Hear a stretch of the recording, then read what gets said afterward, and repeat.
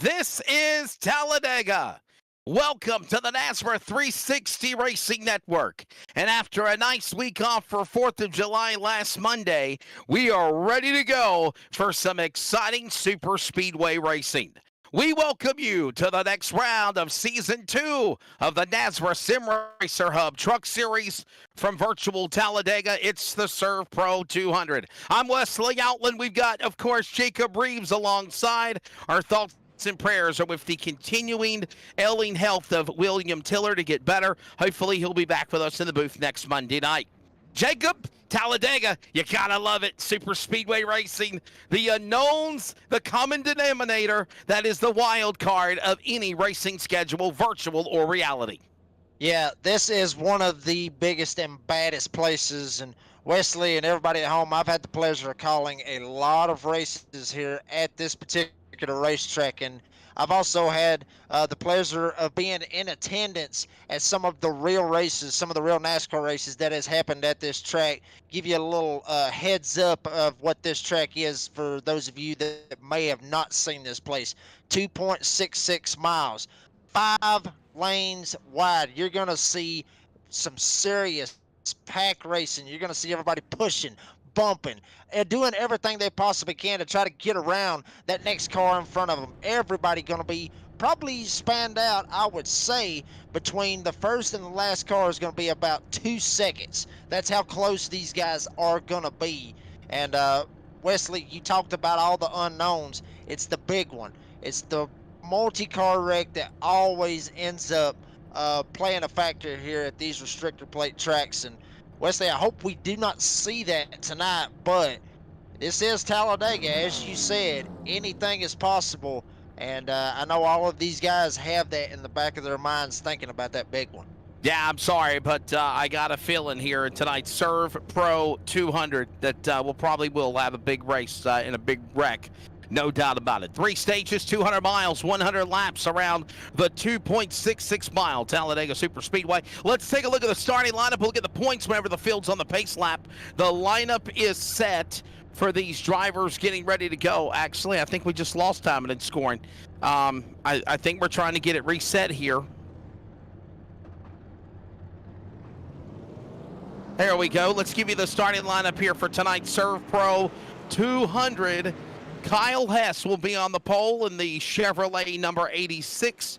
To the outside, Taylor Peacock in the 81, row 1. Row 2 will find Jacob Klinkhardt in the 1, followed by Chris Blanchard in the Toyota number 9. Row 3, Jonathan Wiley in the 511, Tyler Dittmer in the 34 machine. Row 4 will find Curtis Rogers in the 65 of the 25 of Daytona pole winner, Tyler Daniels. And of course, that'll find Ed Osborne in the number 10 position as the field rolls for the pace laps, Jacob. And then you're going to have, looks like it's going to be Steve Barnett going to be in that 11th spot. Brady LaBeouf, the boss man around here at the NASCAR 360 Racing Network, going to be on the outside of Barnett in that 12th spot. Ron Hunter, Robert Richards is going to be in the 14th spot. Jason Morale is going to be in the 15th spot. Jeffrey Johnson Jr. going to be in 16th. James Morris in the 17th spot. Looks like Chris Kine's going to be in the 18th spot. Justin B. White, one of those guys that actually put on a great show Friday night. If you was tuning in to the Clash at Auto Club, Justin White put on a great show right there at the end with Doucette. He's going to start out here tonight in the 19th spot, and Hunter Parsons going to round out the top 20. Tim Hammond, Sean Hamilton, Huck Wigington, Lance Miller, Joey Doucette, Kerry Tribune, Jose Luis Rivera, Torrey Thompson, Derek Kilgore, and Adam Newbert. Those are your drivers that'll be starting. We got other names in the back of close to 43 trucks, but I don't know if they're going to be committed to running or not because they're not on track. We'll find out as the field is ready to come to the green flag. It'll be 3 stages. Stage number 1 will take us all the way to lap 25. Kyle Hess, Taylor Peacock on the front row. We're ready to go. This is Talladega, the next round of the Sim Racer Hub NASCAR Truck Series. Looking for the green inside the Geico restart zone for the official start. Green flag in the air, and we're underway. Speed picking up now, but it'll take them about a lap or so to get the full song as they power through the gearboxes. It's Hess and Peacock. They'll lead the cavalry through the pack, door to door on the pace lap, now at full song into turn number 2. And Hess actually getting a very good push right now from Jacob Klinkhart in this bottom lane. Taylor Peacock, anybody that has seen any of the broadcasts that we have had knows that Taylor Peacock knows how to get around these super speedways, and here he comes up on the outside. Christopher Blanchard basically doing it all by himself up Peacock's tailgate, shoving him in that outside lane. Hess and Peacock door to door, all 4. Working their way off the corner out of turn number 4. It's Peacock up on the outside lane. Kyle Hess on the bottom. The main driver, Chris Blanchard, gives him a shot. He tried to go 3 wide, stays to the outside. 1 lap in, 99 to go. Still a long way to go here at Talladega. Peacock up on the outside. Here comes now Klinkhart. He'll give a shot in the shorts to Hess on the bottom as they work their way again out of turn number 2. Hess trying to keep it pinned down on the bottom. Peacock trying to pinch him down on the yellow line. 4 trucks all up top. One guy actually starting to sneak to the back. That is going to be one of these other guys that is in this right there. Robbie Richards, I'm able to see it now. He's going to make a very calculated move, try to jump to the back right here and try to save his truck for the end. But up front, Hess still keeping it on the bottom, holding those 4 trucks at bay up top. Working off of that 4th turn, it's Peacock now up on the outside for the most part. Everybody minding their P's and Q's. Calm, cool, collective now as they roar through the tri-oval. Back to start finish here at Talladega. 2 laps in now. Peacock, the leader, he's on the bottom of the racetrack. Hess will follow in tow. Blanchard now makes a move on the outside. He'll carry Klinkhart and Wiley. Your top 5 is now, it's going to be Peacock single file on the bottom out of 2. Peacock literally hung Blanchard out. Now Hess is going to drop all the way to the back. It's like he wants to try to save his truck for later on in this race. Up front, though, still is Taylor Peacock on the inside lane. But, boy, I'm telling you, when Hess actually dropped back right there, that give that outside lane a little bit of momentum. Now, Christopher Blanchard in the number 9 going to be up front. Watching all of this work their way back again out of turn 4 through the Yellowwood Tri-Oval. Now back into turn number 4 through the Geico restart zone. Another lap on the board. Now making lap number 3 in the books. Stage 1 will go to lap 25. Stage 2 to lap 55. And then it's a 45-lap run to the checkered flag to lap 100. Overtime if necessary. Toyota Blanchard leads them on the lead spot on the bottom of the racetrack as they go off the back straightaway. Still a long way to go. Yeah, long way to go, as Wesley said. Heart-pounding excitement right here. Just hold your breath for all of these guys. I mean, Blanchard still trying to keep it on the bottom. Peacock still trying to give him a shove. That outside lane starting to form up with a 5th truck up there. Looks like Torrey Thompson going to be way in the back. Try to see if he can keep these guys up there with him. Another lap about to be completed as they roar their way back through the tri-oval, back at start finish. Toyota Blanchard on the bottom of the racetrack. Couple of Toyotas, 1 and 2. Then you got a bow tie machine, a Peacock on the bottom in 3rd. Here comes now some slicing and dicing. 2 by 2 by 2. 4 rows deep as they work their way off the bottom of the racetrack. Peacock slips on the bottom. Lost ground on Blanchard. He'll reel him back in off of 2. Peacock still keeping it very, very tucked up under Blanchard. Up top is Cody Sanderson giving Jonathan Wiley a huge shove on the outside lane. See if he can keep him right beside Taylor Peacock, or maybe go even farther and try to challenge Blanchard. But I'm telling you, Sanderson all up into Wiley's back bumper. The ServPro 200 underway, now coming up on a handful of laps as they work their way off of turn 4. A little bit of organization here, just a little bit for just a second inside row number 3 between Wiley, Parsons, and Sanderson. Then they fan right back out, gleaming off the virtual sun, off the banking, climbing for turn number 2, back down the straightaway here at Superspeedway at Talladega. Blanchard now on the bottom. Here comes a new van looking for the lead. It's Klinkhart on the outside as they go to 3. And they are swapping it back and forth. Just a couple of laps ago, only 3 trucks up in that top lane. Now it looks of upwards of 10 trucks now trying to see if they can find a way to try to get closer to this front. Stage points will be very, very heavily on these guys' minds coming to that stage break. Blanchard still trying to hold them off on the bottom as they are going to complete lap number 6, going to lap number 7 as they go into turn number 1. Back off into the corner into turn number 1 and 2. Blanchard still staying down to the inside of the racetrack. Peacock now wants to try to make something getting going here. Look like we got some other action going on in the back of the pack inside the top 10. That's Rogers. There's Sanderson and Wiley all in this mix battling with one another. Meanwhile, back to the leaders as they end the back straightaway. Bottom of the racetrack into turn number 3. It's Blanchard on the bottom. Here comes Klinkhardt up on the top shelf. Peacock thought about breaking out of line. He's hung out the drive-by. Wiley, who's up to 3rd as they work out of 4. And Blanchard still trying to keep it on the bottom. Klinkhardt really wanting to get this lead right here and be able to get himself in prime position to get down on the bottom, but Peacock will not have any of it. All up into the back of Christopher Blanchard. I mean, if we had a nose cam on Taylor Peacock, he could see up under the chassis of Blanchard. That's how close he was, pushing him down the front stretch. Blanchard still up front. Now Peacock's going to get clear. We'll see if he goes for the lead off of 2. Adam Flager doing a phenomenal job on the broadcast production for NASRA. Inside the cockpit now, the Chevrolet of Taylor Peacock. You're riding on board with the second place driver. In front of him is Blanchard. Blanchard now on the bottom of the racetrack. Here comes Jonathan Wiley. Oklahoma's where he's from. And Wiley now falling back. It looks like he got knocked out of the draft, and he is sliding away as Parsons make a move on the outside out of turn 4. Here comes the Cheesehead looking for the lead in the Trioval. He's got help from Tyler Dittmer in the number 34 Toyota, trying to get Parsons up here, see if anybody can challenge Christopher Blanchard and Taylor Peacock for this front row. It is Blanchard up, on the bottom. Hunter Parsons up top. Dittmer going to give him a huge shove right here as they come off of turn number 2. See if they can get something working down here. They got Jacob Klinkhardt right behind them.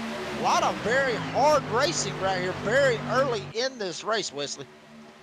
Parsons is the leader, but the question is for how long. He's got obviously Taylor Peacock knocking on the back of his tailgate. Right behind him is also the drivers of Rogers, Morris, Osborne, Super Speedway, completely different animal than maybe what we saw at Michigan 2 weeks ago, or Martinsville. Obviously next week you go from a Super Speedway to a short track, no doubt about it. From an intermediate track, you got to drive these tracks differently. We're seeing that as Blanchard still leads them off the corner. But Parsons still trying to keep in tow up top. You see all the help that he has. Everybody trying to see if they can figure out which lane they want to go. Do they want to go with Blanchard? Do they want to go with Hunter Parsons? Whichever lane is going to be where they want to go. Now Hunter Parsons actually cleared down to the bottom. We'll see if he hangs Dittmer out. He will not. He will stay up there with Tyler Dittmer. He will stay up there with Jacob Klinkhardt as they come off forward. Getting ready to put 10 laps on the board. 15 laps to go here in stage number 1 as they come back roaring to the start-finish line. They'll funnel back out 2 by 2, do-si-do up the banking into Talladega's banks into 1 and 2. A little unorganized the moment by Peacock. He thought about going to the outside, jumped out of line with his wingman Blanchard. Blanchard got a little wiggle there for a second, got the air loose on the Peacock machine, and somehow they save it. Working off the back straightaway. Parsons and Dittmer up to the battle for the lead on the back stretch going to 3. And it seems like this outside lane gets the jump off of turn number 2 down the back straightaway, and then the inside lane just seems like they just funnel back in turn 3 and 4 and take it right back. That's what it's looking like from here. Blanchard's still going to have the lead. Peacock in tow. Here comes Parsons right off of turn number 4. You see these runs. These guys are getting off of these corners, especially with guys up top like Hunter Parsons and Tyler Dittmer getting these huge runs. You're going to see it right here. Blanchard will eventually try to close in and try to pull away, and then Hunter Parsons is going to get it right back. Great battle by these guys up front as we are coming to halfway in this stage. Well, about the first 2 or 3 rows, Jacob Reeves, they're 2 by 2, but not for long. The 3-wide train is about to get underway. Some guys, the hot dogs in the middle. Here comes now all of these drivers. Started off in the man in the middle, the 28, Ed Osborne. Some other drivers, including Barrett. All of them trying to climb up. Now they're getting 2, 3, 4 wide. Meanwhile, the leaders are still 2 by 2. Door to door as they work their way through the tribal back out of turn 4. And that up top lane is led by Jacob Klinkhart in the 1 truck, still trying to get these guys to try to get something going. Only 3 of them up top. He's going to have to see if he can get some more help and be able to try to get something working if they want to make that top lane work. But right now, Blanchard still has it on the bottom. Peacock still right in his tire tracks. Hunter Parsons, Tyler Dittmer, they are literally doing the same thing every single lap. But Parsons, when he does get clear of Blanchard, he will not hang Tyler Dittmer out. And Parsons will not go to the bottom. Big time battle as these guys swapping the lead back and forth every single lap. The ServPro 200 halfway now in stage number 1, 12 laps to go. 3 wide now up in the front of the pack. This happened really quicker than I thought it was going to be, and they're also getting a little loose in the middle. Here comes Peacock now, down to the inside. He leads the cavalry. Correction, Blanchard does. Peacock thought about going for the lead. He couldn't get it done, and they're 3 wide into 1. And Parsons is actually going to be the one stuck in the middle. We'll have a little bit of help. Dittmer actually had enough of pushing Parsons. He's going to jump right up in front of Adam Newbert, who was the season champion last season, if I'm not mistaken. Newbert trying to make his presence known here at Talladega, showing them how that he can do on these super speedways. Dittmer is going to be clear of Parsons. Newbert is not. Newbert's still 3 wide. Got Dittmer in the middle. Wow, a lot of hard racing right here with this outside lane starting to prevail, much like the middle lane was earlier on in this race. You know, Jacob, I call Tyler Dittmer our Parker Kligerman of NASRA. The man was one of the greats in the broadcast booth. Matter of fact, he was lead anchor for season 1 of the Sim Racer Hub Truck Series, and now his talents are showing on the track. 10 laps to go when they come back to the line in stage 1. It's Blanchard the leader. Newbert, the champion of last year, as you said, his Toyota first swim moves up to the outside. He got a punt there from Peacock and Chew. Kilgore's in the top 5. There they are, 2 by 2, 3 rows deep as they roar to 3. And he absolutely just hung out Tyler Dittmer. Dittmer was trying to go with him. Newbert had none of it, had enough of pushing him. Right now, you need to be finding your friends, especially early in this race, and find somebody that you can trust to be able to push you to the front. And Newbert has that right now with him. Brian Chew right behind him. Blanchard and Peacock have actually stuck together big time right here, not leaving one another. They really can't leave each other because they can't go high because everybody's trying to see if they can make a run to try to get around them. Newbert, Blanchard coming off of turn 2. It's going to be Newbert up on the outside lane. Again, clears away from the sunlight. Here comes now Kilgore. He thought about jumping out of line, but he has to hook back up with the DSR electric Toyota of Brian Chew. Hung up on the outside, down to the inside. Blanchard, Peacock, now Rogers. They're all in tow as they work the banking. 5, 6 rows, 2 by 2 at Talladega, closing in on 10 to go in stage 1. Very hard racing. All these guys trying to get the stage points that they need coming to this stage break. Newbert trying to get this top lane working. Brian Chew still trying to help him out. Looks like a sum of about 10 to 11 trucks on that outside lane. Got a lot of momentum. Here comes Newbert. He's going to get the run. Brian Chew right up his back bumper. Peacock literally shoving Christopher Blanchard. Got him a little bit sideways right in the middle of 1 and 2. Peacock really does not want this outside lane to form up and get around these guys. There's some of the last lap speeds, fastest lap of the race so far. Brian Chew in the DSR electric Toyota in third, 50.348 seconds. Closing in now on 8 laps to go in stage 1 so far. Everybody clean and green. It's Blanchard holding him off, but stage points up for grabs soon as they work the back straight away. Here comes a shot by Peacock. Correction, Peacock to the bottom of the racetrack. He got a nice shot there a moment ago by Newbert. Newbert had to back off. He'll stay to the outside lane. He'll now power along Blanchard as they work back the banking into turn 1. Newbert may have got a little bit loose. That's why he came down into Peacock, got him a little bit sideways. Brian Chu Nice might save. actually got into the back of him and kind of knocked him a little bit sideways, but they keep it together. Big time move right there by Adam Newbert, and great save by Taylor Peacock, keeping it in tow and not causing a huge wreck right here at the early part of this stage. But it is all Blanchard and Newbert still battling it out up front. Peacock and Brian Chu still trying to push one another all the way to the front. At speed, here they come off turn number 4. Remember, you got to go all the way through the triangle here at the 2.66 mile Talladega Superspeedway to reach start finish line. They just come back through the Geico restart zone, and now it's going to be Newbert to the outside. He's your new leader. A couple of Toyotas, 3 of them battle for the lead as we work 6 to go in stage 1. And that inside lane looking very disorganized right now. Peacock does not have the guy behind him giving him a good shove to be able to counteract what this outside lane is doing. Brian Chu all up into the back of Adam Newbert. We'll see if Newbert hangs him out and jumps down to the bottom. He will not. He will be very contested to stay up there with Brian Chu.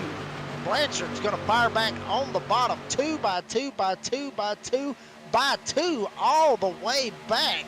Everyone trying to see if they can keep it straight right here off of turn number 4 as we're going to come to 6 laps to go in this stage. I was just thinking, Jacob, at HLR, Highline Racing, they have got to be very excited and happy right now. That one time they had 4 of their trucks right there in the top 5, top 10 of one another, and they are right there in the cat's whisker. What a job for HLR. Meanwhile, as you said, 6 laps to go. Open hand when they come to the line. This race going by fairly quickly. It's Newbert, it's Blanchard. They've been some of the drivers that have led the way. Now the defending champion powers to the outside. He'll put his Toyota number 4 for Swim on the top of the racetrack and lead him into 3. And he thought about going low, but he stayed up high to go with Brian Chu to keep him up there. Brian Chu may actually try to look and try to hang Newbert out.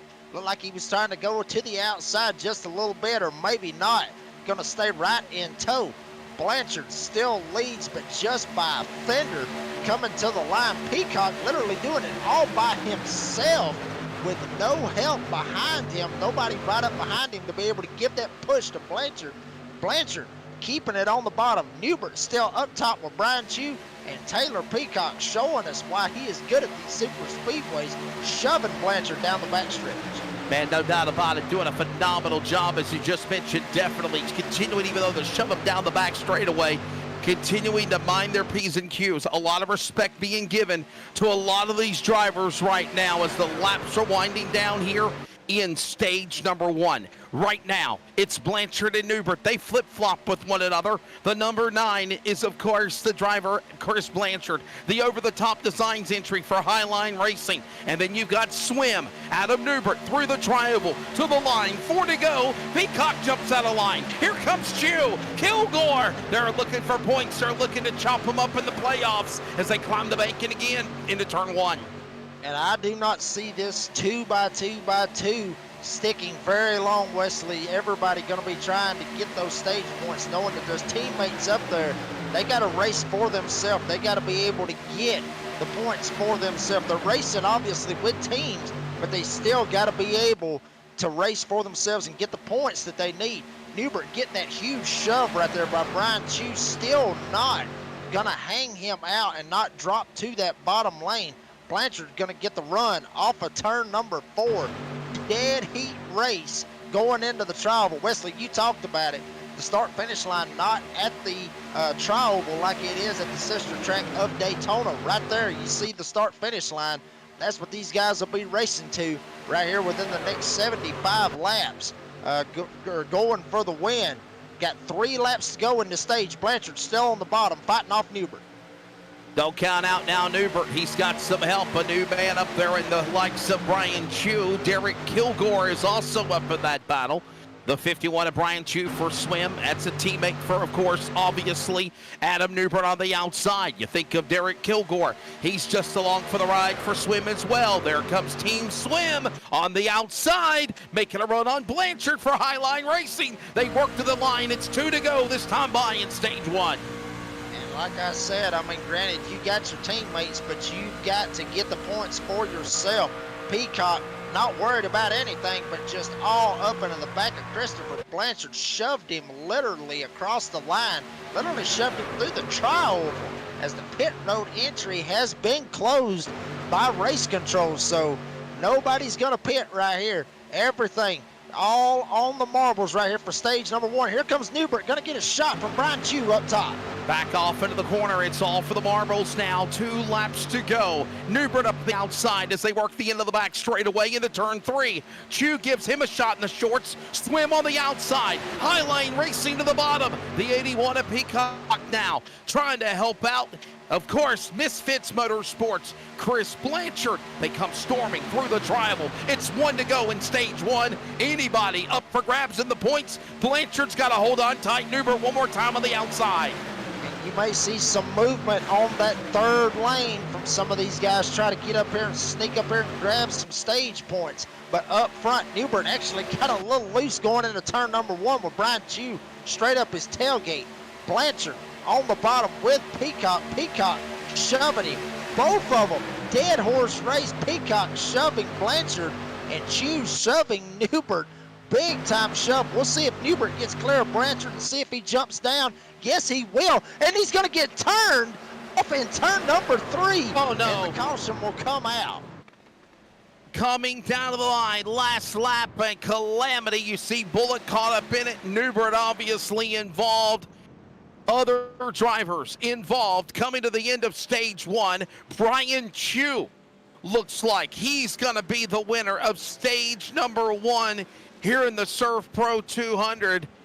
Chaos and mayhem on the last lap in turn 3, Jacob. Yeah, and it was all right there with Adam Newbert trying to jump down to that bottom lane, try to cut off that advance from Christopher Blanchard. And we talked about him, you know, Newbert tried to stay committed to his teammates and try to keep that top lane working. And then finally, he just said he had enough of it to try to block that advance on the bottom. Was not clear enough. Blanchard was there. And you see this great save right here by Adam Newbert not to slide it back up in front of the field. What about Blanchard? Man, what all Blanchard the way on did. the bottom. Wow, I mean, just great save, but then some of these guys just come Ron Hunter. piling in.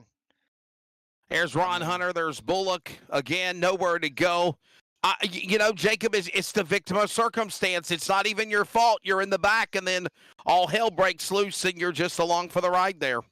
Yeah, and these guys back here, most of these guys back here in the back trying to miss what exactly James happened. Morse. I mean, that's what a lot of guys are doing in the back to miss these wrecks. But with so much going on, Wesley, it is very hard to miss these wrecks, especially when it just comes straight up in front of you. You can be riding on board with James Morris right here, and you see everything just happen right in front of him. May have got a little bit of front end damage. Doesn't look like he's going to be hurt that bad. May be able to get that fixed. Remember, no fast repairs in this league here. So, I mean, very, very unfortunate to see that happen. But Wesley, we saw it coming. I mean, we knew that this right here was going to happen with these guys making these daring moves for these stage points. Yeah, and we've seen this happen several times, no doubt, throughout the years past and races past, and another end result of what just took place. Let's grab a word now with the driver of the 51. Probably going to be one of his first stage wins for Swim, the 51, Brian Chu, winner of stage number 1. As, of course, we're still kind of looking at what the aftermath is of the accident. Stage 1 winner, Brian Chu. Brian, I know you got to be excited, man, getting him stage points. Yeah, I was just telling Newbert there, coming to the 1 to go, the same thing at Daytona for me. I said, let's win the stage and not wreck like we did at Daytona, or where I did at Daytona. So I was close to winning that stage at Daytona. Got this one, unfortunately, Adam got caught up in there. I thought he was clear. I just don't know if they checked up, but I didn't see. Once he went down, I was just focused on the front windshield. So, yeah, it sucks for Adam. Hopefully he's not too damaged. But, yeah, definitely excited to get this stage win. Jacob Reeves.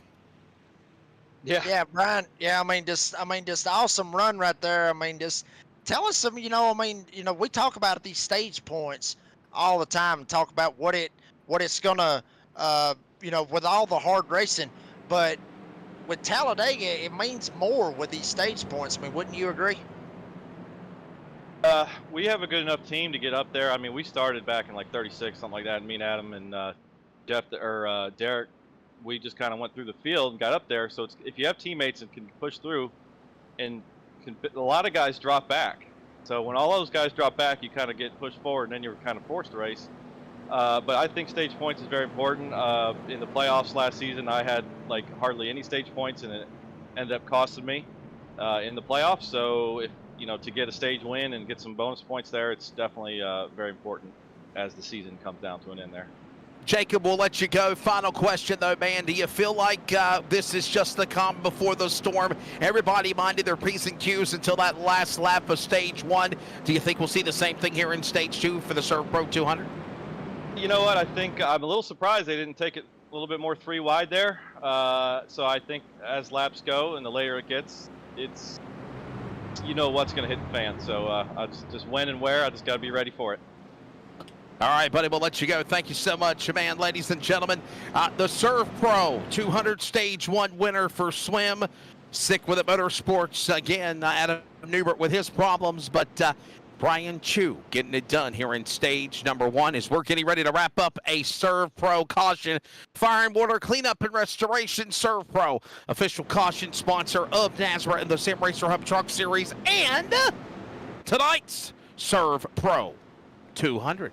Jacob Reeves, I'm Wesley Outland, and we have got guys getting ready for the restart. Jacob, we're ready to see what stage 2 will entail. This will go to lap 55. And it will probably, the intensity is obviously going to ramp up, obviously, Wesley. And, going back to what Brian was saying right there about he was surprised, that there wasn't a lot of 3-wide racing. I mean, I really wasn't. I mean, these guys know that they've got a long race ahead of them. It was lap 25 coming to that stage. You still got 100 laps left with the race. So I didn't really expect to see any 3-wide racing. I didn't really, I kind of was actually waiting on Newbert to jump down and get in front of Blanchard right there, but I wasn't expecting it to happen the way that it happened. But I mean, I didn't see, or I wasn't really thinking, any 3-wide action was going to happen, especially right there in stage 1. But everybody better be tuning in right here, because this right here is when the 3-wide action is going to happen.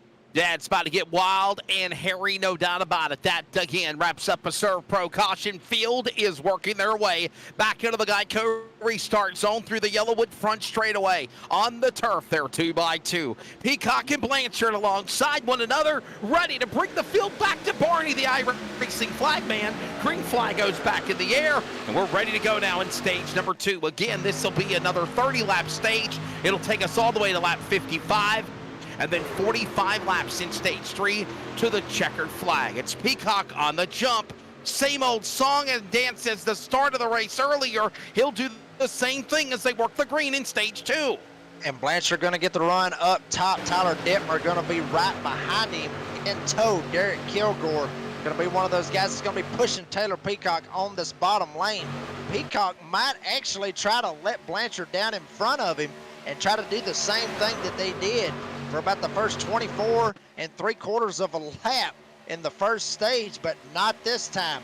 Peacock wants to lead a little bit here. Blanchard still wants some of it. Dittmer all up in the back of Blanchard's tailgate. Kilgore still trying to get it going on this inside lane. About 6, 7, now 8 trucks up top. We'll see if they can get some momentum going as Blanchard's now starting to pull away on the outside. Working their way back up the bank into turn number 1 and 2. Now Blanchard has got brave enough to muster the momentum, if you will, Jacob, to hit the outside lane instead of the bottom and catfish. Meanwhile, here comes Tyler Dittmer. He's right up under the back end of the machine of the 9. Parsons is there. 1, 2, and 3. Peacock falls back to 4th. Rogers up 3 spots to 5th. Behind the top 4, they are 2x2 dosing off the banking. And single file for the first 4 trucks, and now make it 5 trucks as Derek Kilgore actually is going to be able to clear this outside lane, or will he? He will not. Now it's going to be side by side. Kilgore and Rogers going to be battling it out for the 5th spot. Peacock may try to look outside. No, he will not. Rogers had none of it. Going to almost hang him out. Peacock able to jump down back in front of Derek Kilgore. And look at this.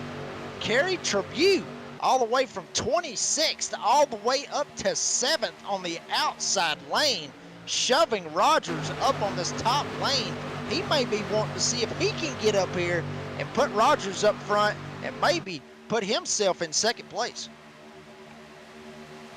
Working off the corner, now off the banking out of turn number 3, coming back down to start finish off 4. Blanchard now onto the inside. Look at this now. Curtis Rogers has now stuck his nose in the bottle for the lead for the first time tonight.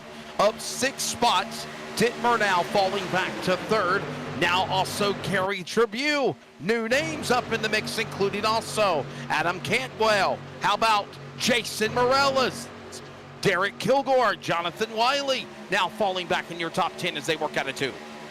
And big moves, a little bit of sliding around back here behind Cantwell. Some of these guys trying to make some kind of moves and try to see if they can figure something out. But right now, Rogers still got it up front, getting all the shove that he can from Tribute.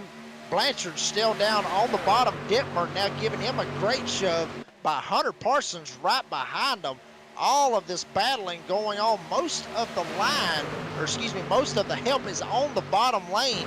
But I'm telling you right now, Wesley, that outside lane is starting to gain momentum, starting to gain trucks. As you see it on your screen, a bunch of these guys trying to jump up here and get as much momentum as they can on the outside. Blanchard and Dittmer might be in some trouble if a lot of help gets up there. So let's give a run now as Blanchard just shot up the racetrack on the outside lane. It's now Tyler Dittmer on the bottom. He'll be the new leader. Blanchard to 2nd, Parsons 3rd, Rogers 4th, Peacock your top 5. Kerry Tribune is 6th, up 20 spots. Up 23 spots is Derek Kilgore. Up 25 spots is now, up 31 spots, Brian Chu. Adam Cantwell up 24. Jose Luis Rivera up 17 spots. He's in your top 10. And boy, oh boy, hung out to dry in the middle is Peacock. He's got to make something happen. He's got to get back in line. He's going to power back to the lead in front of Blanchard as they go to 1. Peacock trying to get back up there with Blanchard. Both of these guys worked very good together in that very first stage.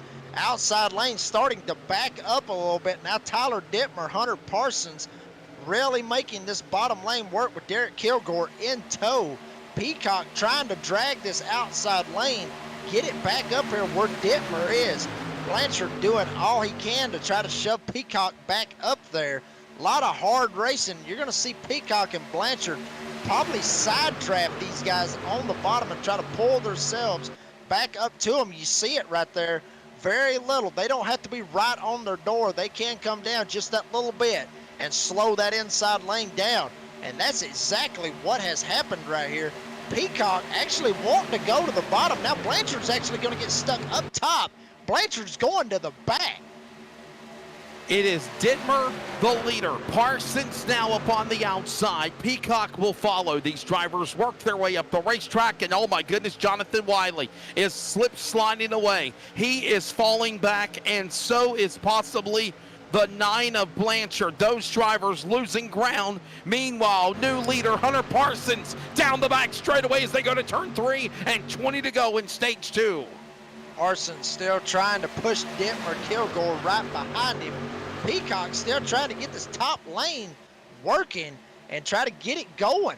But Brian Chu, we talked about him a while ago. We talked to him just a second ago. He was the winner of the first stage, trying to keep himself up front, not having to worry about where Adam Newbert was, his teammate. He's trying to find any friend that he can at this point. But Peacock still trying to get this top lane working with Rogers and Tribune. Dittmer still rolling on the bottom with Parsons in tow. Kilgore still trying to give the shot. Peacock better get all of that outside lane. They better get that outside lane organized. This inside lane may start trying to gap from that outside lane. That outside lane may be starting to slide back. Want to give a big hello to Anthony and Tanya Goodyear at the New River All-American Speedway NASCAR sanctioned track, Jacksonville, North Carolina. Enjoyed hanging out with them at my home track where I started my pavement announcing career close to 23 years ago, last Monday night for July 3rd racing. And then, of course, they still have their summer speed weeks going on. Thanks for checking out iRacing. Nothing's changed, though, now in the last couple of laps. It's Tyler Dittmer. A couple of Toyotas are 1 through 4. Then you've got 6 Chevrolets, if you will, Jacob Reeves in the top 10 as they work out of 2 on lap 33. And Brian Chew was on the bottom. Now he is up top, getting a huge shove right here from Taylor Peacock. Chew knows how to get it done. Obviously, stage 1 winner. We'll see if he jumps down in front of Dittmer, stays up here with Taylor Peacock. But right now, Brian Chew showing him how to do it. His 51 entry. Big time moves right here by Brian Chew. Started this race in 39th, up here battling for the lead. And Wesley, we see this. I mean, this is normal to see this here at Talladega Superspeedway. Guys that get to the back of the field or start in the back of the field, being able to make moves like this to be able to get up front. Something you don't see out of Michigan or even Martinsville that you see next week. This is the place right here where moves can be made, and you can go from the back to the front really quick, or like Blanchard just a second ago, you can go from the front to the back very quickly. How about Brian Chew, winner of stage 1, methodically, patiently climbing back up to get into stage number 2. He's in the lead. Behind him, though, 3 wide. Dittmer, Peacock, Parsons. I thought they were going to bounce off the safer barrier. They hold it together. It's like a pyramid. 1, 1, 2, 3, 3, 3 to 4 as they work out of 4. And Clinkhart trying to get this top lane working the best he possibly can get it to go. James Morris up here with him. And check this out. Adam Newbert, one of those guys that got caught up in that accident trying to go for the stage 1 win, has now found himself up here battling inside the top 10. He's running in the middle lane right in front of Cantwell. So Newbert may have had a little bit of damage from that earlier accident, but he is not out of this just yet. He wasn't the season champion from last season for nothing. That Ford truck has got a lot of horsepower in it. Look for Newbert to start making some moves right here at the end of this stage and try to get those points back. Got to make those moves and got to make them in a hurry. Trucks peeling down to the bottom of the racetrack, some back marker trucks. Meanwhile, look at now Peacock from the outside, from the inside, back to the middle lane. Can't roll down with Brian Chew, though. By the way, Brian Chew still fastest man on the racetrack. 53.48, fastest lap of the race. Right now, he leads them back into turn number 1 and 2. We're closing in on 15 to go next time by in second stage. Peacock still trying to get this top lane working. Hunter Parsons doing all he can to try to drag this outside lane up. Right now, it's Brian Chew up in the front. Peacock now going to take a shot to the outside. Gets Hunter Parsons to be able to shove him up here in this outside lane. Dittmer tried to get Brian Chew going. And check this out. We haven't talked about this driver all race. Joey Doucette all the way up here in the top 10. Watch out for Doucette to be able to make something happen here tonight. Started in 25th all the way up here inside the top 10. Currently 8th as they go across the stripe. So Doucette, watch out for him. Make some moves, but up front, it is still hard-nosed battle. Peacock still trying to side draft that inside lane and see if he can jump down in front of Brian Chew. By the way, speaking of Joey Doucette, up 16 spots, now make it 17 as he climbs to the number 8 position. There you saw just a glimpse of his truck just a moment ago, down to the bottom of the racetrack, normally known for the purple truck. That's where the nickname the Joker came from, if you remember the race at Nashville that we'll never forget. Right now, he sits in 8th. Brian Chew leads the cavalry and the green truck. That's the forest green DSR electric Toyota down to the bottom of the racetrack. Chevrolet Taylor Peacock, though, back on the outside. He'll go to the lead as they work to the triangle and to turn number 4 right now. 15 to go in stage 2. And outside lane looks very, very formed up. A lot of them on the bottom checked up right there off of turn number 4. Some of the guys up front getting into other guys, and that stacked the whole inside lane up. That gave Taylor Peacock the advantage to be able to lead that lap. But now the bottom lane, it's going to start to prevail. Brian Chew back to the front. Tyler Dittmer getting shoved from Derek Kilgore inside lane starting to prevail now as the outside looks like it's getting deformed as they're looking 3 wide back here behind Adam Newton. And they're starting to climb the banking up near the safer barrier. Look at those trucks up there way on the top of the wall out of turn 4. Looks like it's going to be Hess in that mix. Here comes also White. More trucks right there trying to make a climb. All of this happening now as they're 3 wide on the bottom of the racetrack with Peacock now the leader. More drivers starting to climb into the race now. Blanchard's back in the top 15 after doing well in stage 1. Newbert's making a climb after having his problems, and another truck that looks really good. The 22 is starting to climb through the field. That's Brandon Broadfoot. He just cracked the top 20 as they work into turn 3. Peacock leads. And another guy right here, the number 37, Raul Meza, started this race 42nd all the way up inside the top 15. Meza knowing when to put that truck where it needs to be. Meza, you see him in the number 37 on the bottom of the racetrack. So a lot of guys starting to make their moves to the front, maybe not for those stage points, but be able to get up here and be able to capitalize if something was to happen up front. Peacock still getting the shove from Parsons.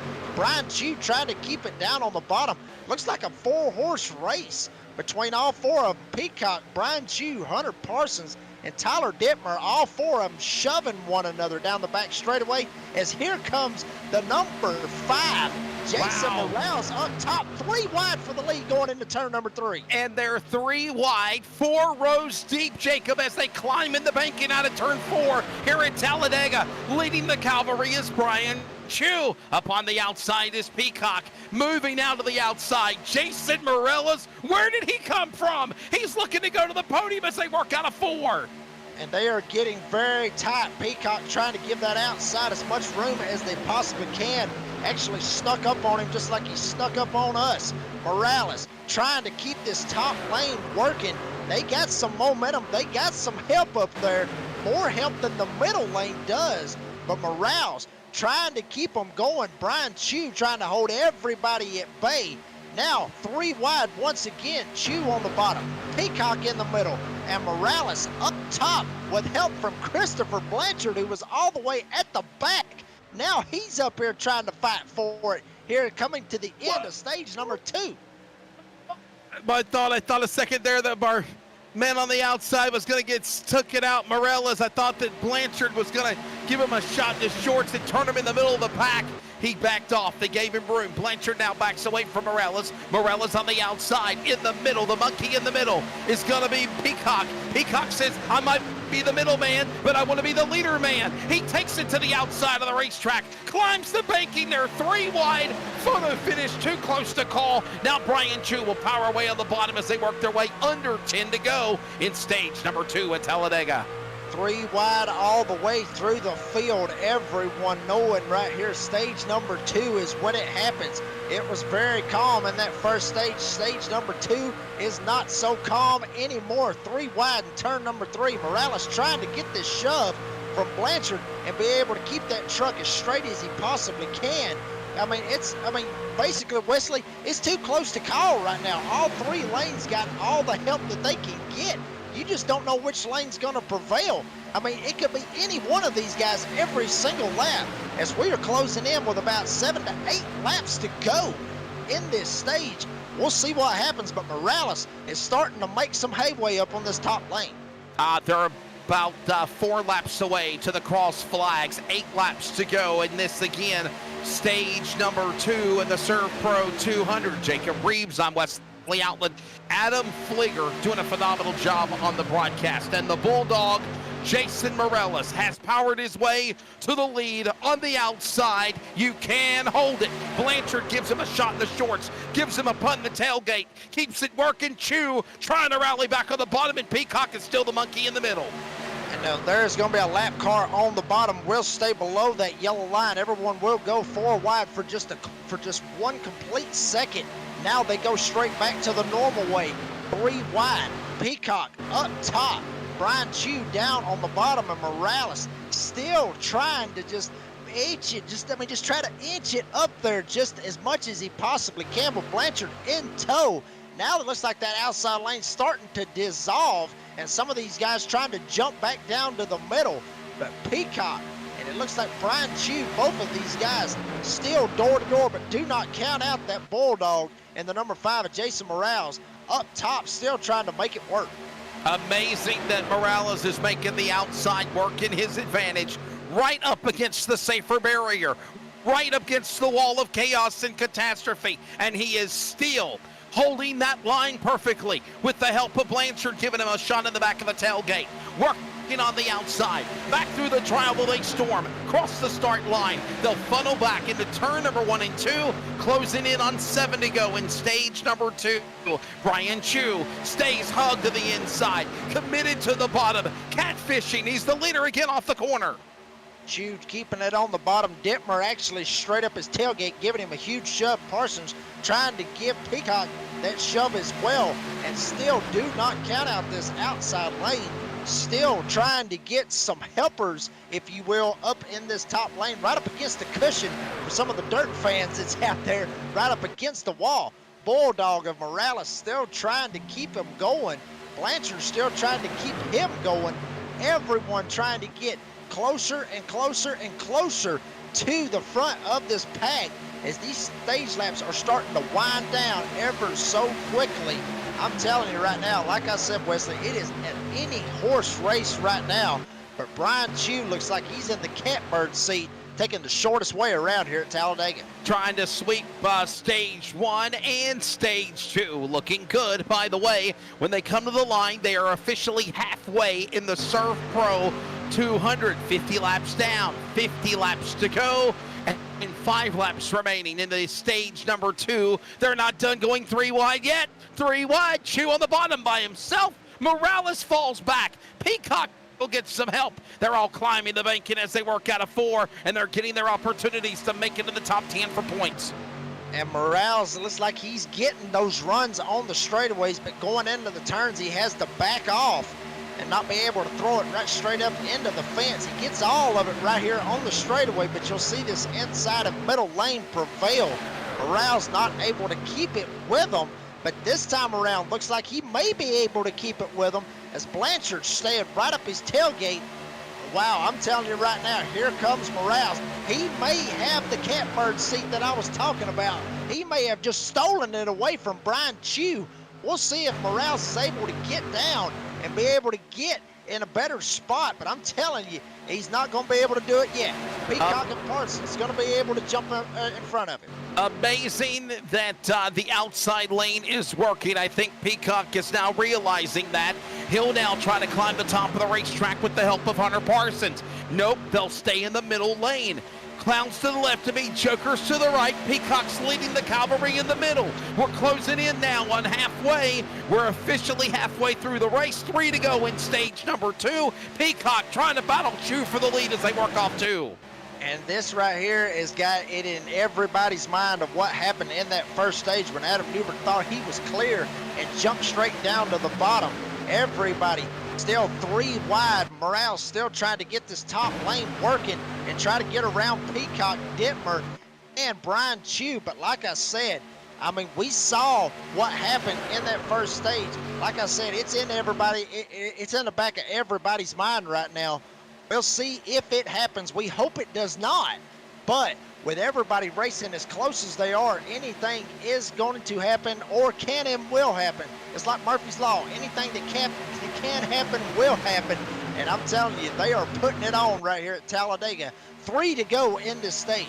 It's as they always say, every action has a reaction, and it's exactly what I think we're setting ourselves up for on this virtual ride at Talladega here in stage number 2 and the ServPro 200. Right now, 3 wide. The leaders still are right there in a pack with one another, giving each other plenty of room, plenty of respect, minding P's and Q's. This is on board with Kerry Tribune now. He's outside the top 10. He's in 11th. He's trying to get around Clinkhart, Rivera. He is right there, if you will, in the calm before the storm. There is the storm brewing. He's kind of Jacob in the eye, if you will, as they work off 4. Yeah, he's definitely in the eye of the storm, and that's somewhere that honestly, you know, if it was me, I would not want to be in Nope. that particular situation because anything, like I said, can and will happen right here.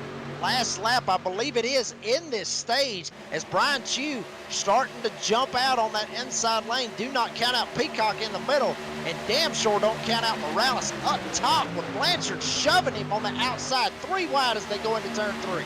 3 by 3 by 3 by 3 by 3 by 3 again. And guess what? There's lap trucks up in the way as well. They work their way off of turn number 4, coming back down to the line through the Geico restart zone as they hit the Yellowwood Tri-Oval. It's still Brian Chew hugging the bottom of the racetrack. Peacock in the middle. Morella's on the outside. Lap trucks are up ahead. There's also 1 lap to go. Stage points up for grabs as the white flag is out. And it's going to get really crazy now. Jacob Klinkhardt actually jumping up to this top lane. Going to see if he can help Christopher Blanchard and Jason Morales up here on this top. Get something going, and Brian Chew's going to get turned in turn number 2. Oh, and no. he's going to be able to save it. No, he was not. He will get slammed as he comes back down. And that might actually give the stage win to Taylor Peacock. But Brian Chew, wow, I mean, Wesley, basically what it looked like, almost the same thing. I think Peacock crashed. I think Peacock might have crashed. Oh my goodness, timing and scoring has gone all cattywampus. They're showing now Jose Luis Rivera in the lead, or Cody Sanderson. We'll have to find out here. As man, what a tough break for the driver of Brian Chew. But you know what though? We thought this was going to happen, Jacob, and again, it just happened a little bit more sooner than what we had anticipated.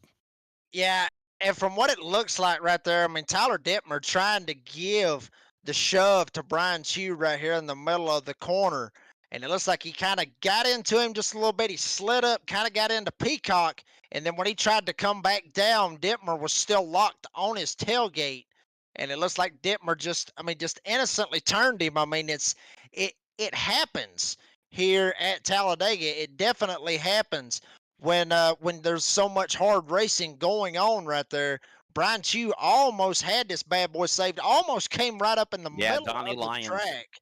Yeah. And it looks like, Donnie Lyons was the one that nailed him right square on the left front. So hopefully Brian Chew will be able to get his truck back in gear and be able to get it back up front. He's had a fast truck. We've seen him. I mean, like I said, he started 39th and was up there running to sweep these stages. So we know he's got a fast truck. We'll just see if he's able to fix the damage and be able to get back in it and have something for him here at the end. So it looks like Taylor Peacock will officially win stage number 2. As we look at a caution again, we've also got the trucks on pit road getting service done. Here's a look at it one more time. Thanks to Adam Fligger in the Nazareth production truck. Honestly, as you said, you watch Peacock pulling away. That's what we're watching now as they're working down the back straightaway. Brian Chew down below the yellow line. He probably had a chance to possibly save the truck, but then when he knocked into Donnie Lyons, that was the end result of what just happened. And again, at time of caution, they do not race back to the flag. Remember that. They do not race back to the flag at time of caution. Field is frozen, if you will. And again, that gave stage number 2 here at the ServPro 200 to Taylor Peacock in 81. That's going to be awesome right there for Taylor Peacock. We talked about him just before this race, with Taylor Peacock being one of those super speedway kind of guys. We seen him late last season on the Friday night series on the Nazareth 360 Racing Network do some incredible things in that playoff race at Talladega. And looks like we got Taylor Peacock. I believe he is in here talking to us right now. Taylor Peacock, do you have a copy, buddy? Yes, sir. What's up, boys? Taylor, I mean, all the hard racing right there just for that one stage and that one playoff point. I mean, from what me and Wesley are seeing up here, it looks like it's a madhouse out there at Talladega. I mean, wouldn't you agree? Oh man, it is a white knuckling son of a gun, man. It is fun up here. I come in knowing I needed some stage points real bad, so second in the first and first in the second. I'll take that. After missing 3 races so far this season, I got Talladega circled here. I'm going after it, boys. You know, usually the monkey in the middle doesn't get the ball, but the ball is obviously stage points for winning stage 2. You get it. Oh yeah. You know, I got to thank Hunter. We're not on teams here, but me and him run a lot together. We know how each other race, and I wouldn't want. I couldn't pick a better pusher than having Hunter behind me, so I got to thank him. Taylor, one more question. We'll let you go, man. What has it been like in the cockpit of that truck tonight? It seems like for us in the broadcast booth, this has been highly entertaining. Anybody can win this race here in this final stage. Oh yeah, definitely. It's been crazy. This is being 6. This is the furthest back I've been so far this race. So I don't want to stay here. I plan on going back forward here. Let's try to stay out of the trouble. There you go. We'll get him back into the box for Misfit Motorsports Stage 2 winner. That is, of course, the driver of Taylor Peacock. Let's step away. We'll take a break. We get ready for Stage 3 when we return from Talladega.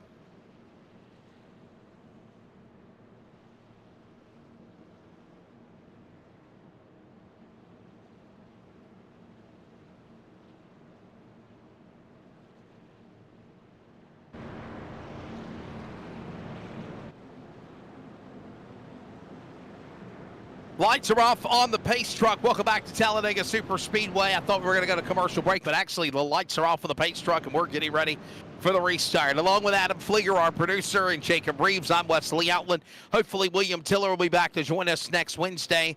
And he's been a little sick. He's been in the hospital and not having a fun 4th of July. So hopefully we'll have William back with us in the booth very soon. Jacob, normally the Friday night man. Jacob, these guys are just as exciting as the Cops NASRA Premier Series on Friday night, are they not?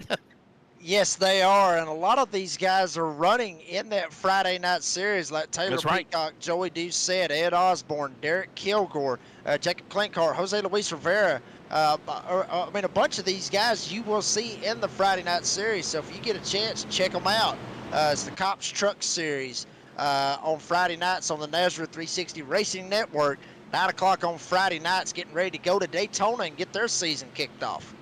Season 7 of what is the Cops, again, series. It's like a Fire It Up Cops Truck Series NASRA on, of course, this Friday night, the duels. We're back to green.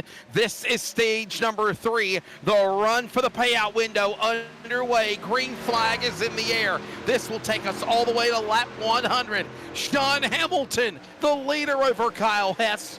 Also Tim Hammond. New drivers up in the front after the pit stops. Here comes Taylor Peacock, the misfit. Powers on the outside. Stage 2 winner looking to go to the lead quickly in stage 3. And a lot of new guys, as you said, Wesley. Sean Hamilton, Kyle Hess, Tim Hammond, Brady LaBeouf. All of these guys that were riding around in the back going to try to put their nose and put their truck up here in the front right now. Sean Hamilton, the man that is up front, and Kyle Hess. I talked to him, which was last week, about some of the upcoming for Friday night. He said that he felt good for that. Well, I'm telling you right now, he must feel really good here at Talladega, shoving Sean Hamilton across the start-finish line. But Taylor Peacock looks like Tyler Dittmer is going to be able to get around Hamilton and Kyle Hess. So put Peacock, stage 2 winner, all the way up to the front, right in front of Sean Hamilton.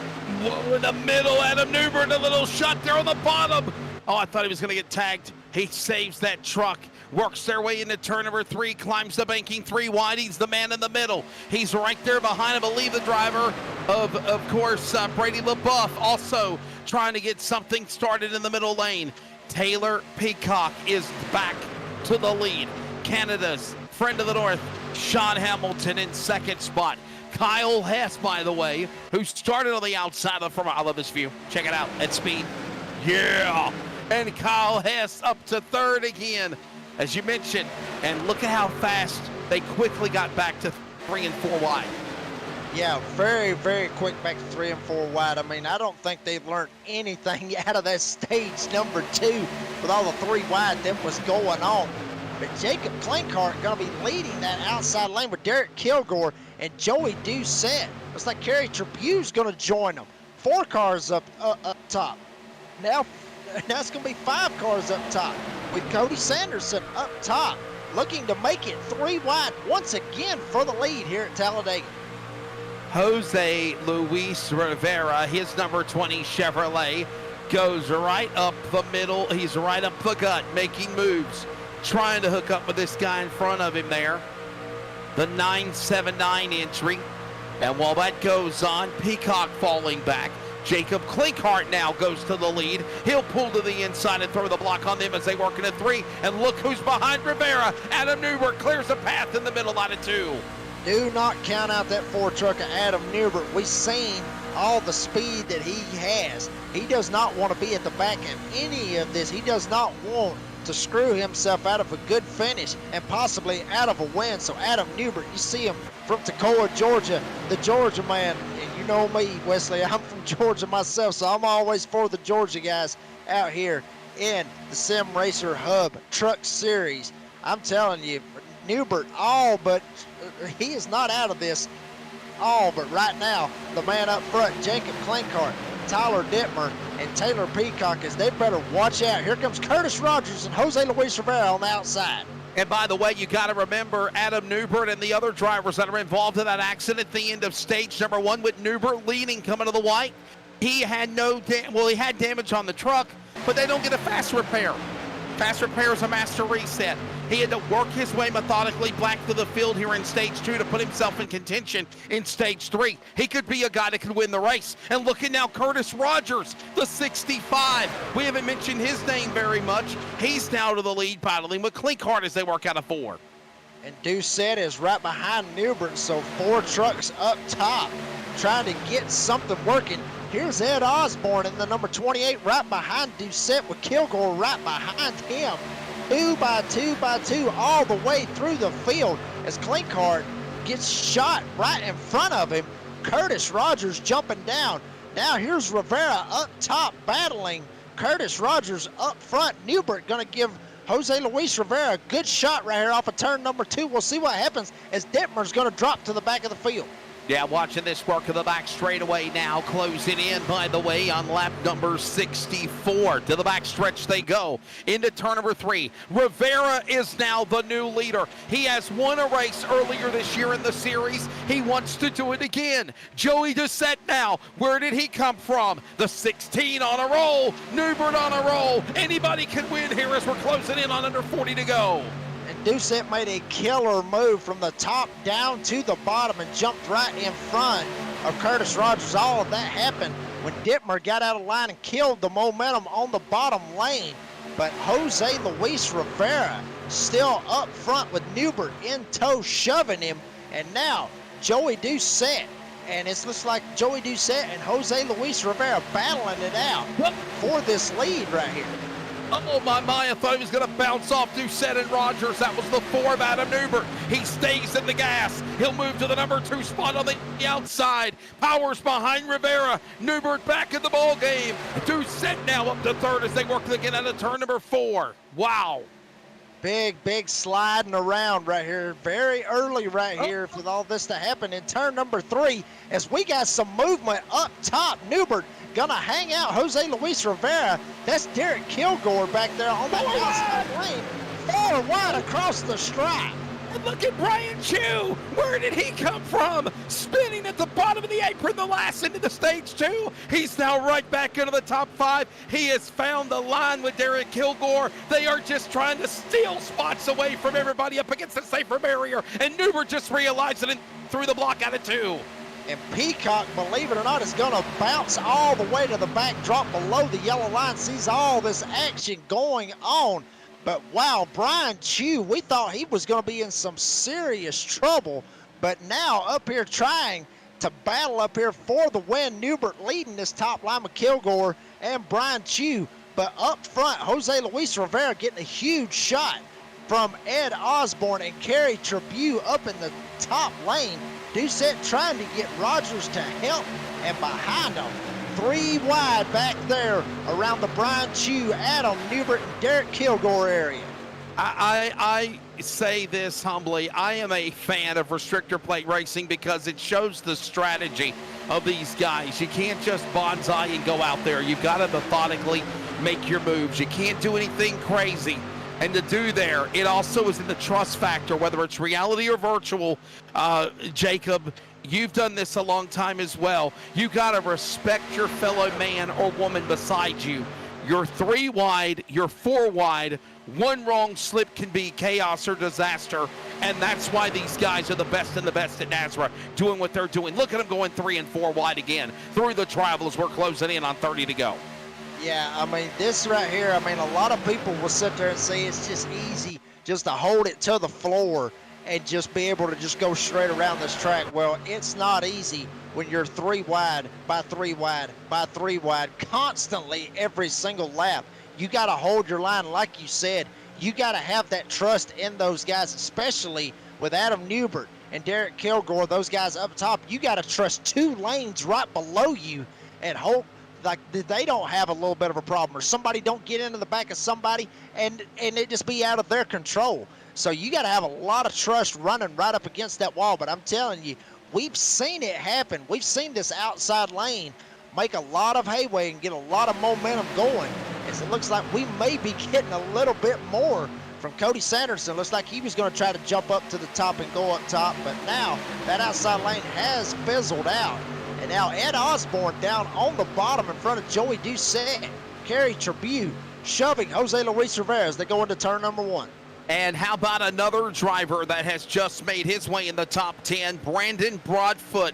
Okay, he just fell back to 13th, but his truck was showing some strengths at one time. I think he's just trying to pick and choose the line to go with. He's with Brady LaBeouf and Brian Chew. He's now fell back into the clutches of the top 15. Stowe is also Kilgore and Peacock, guys that were fighting for the lead a few laps ago. Now, if you will, have fell all the way back to the back of this pack as they work off 4. And Wesley, I think they're dropping back there on purpose, honestly, because there is a lot of movement up there. You see Ed Osborne kind of just snap just a little bit going right there in the tri-oval. You see the 14 truck right there, Cody Sanderson, looked like he snapped a little bit in the tri-oval. Some of these guys don't want to get right smack dab in the middle of this. That's why you see Brian Chew and Derek Kilgore, Taylor Peacock, all these guys try to jump to the back and have a way to bail out if something was to go wrong. But up front, Jose Luis Rivera, I believe it is, still leading this bad boy. No, excuse me, that's Ed Osborne still leading Joey Doucette right in tow. And I'm telling you, even though those guys have dropped back, it has not scared any of these guys up front one bit, still battling hard for the lead here at Talladega. Better strap in, 30 laps to go when they come storming through the tri-oval. Here they come back to the Yellowwood tri-oval out of turn number 4. Rogers is now the man that's the Pied Piper. For how long, though? Osborne to the inside. High, wide, and handsome the last lap. Now looking for the lead. This lap as Osborne goes to the lead on the bottom of the machine of Rogers. Rogers now has Doucette in tow. Also Rivera back in the dance as they work on a 2. Doucette giving Ed Osborne a huge shot.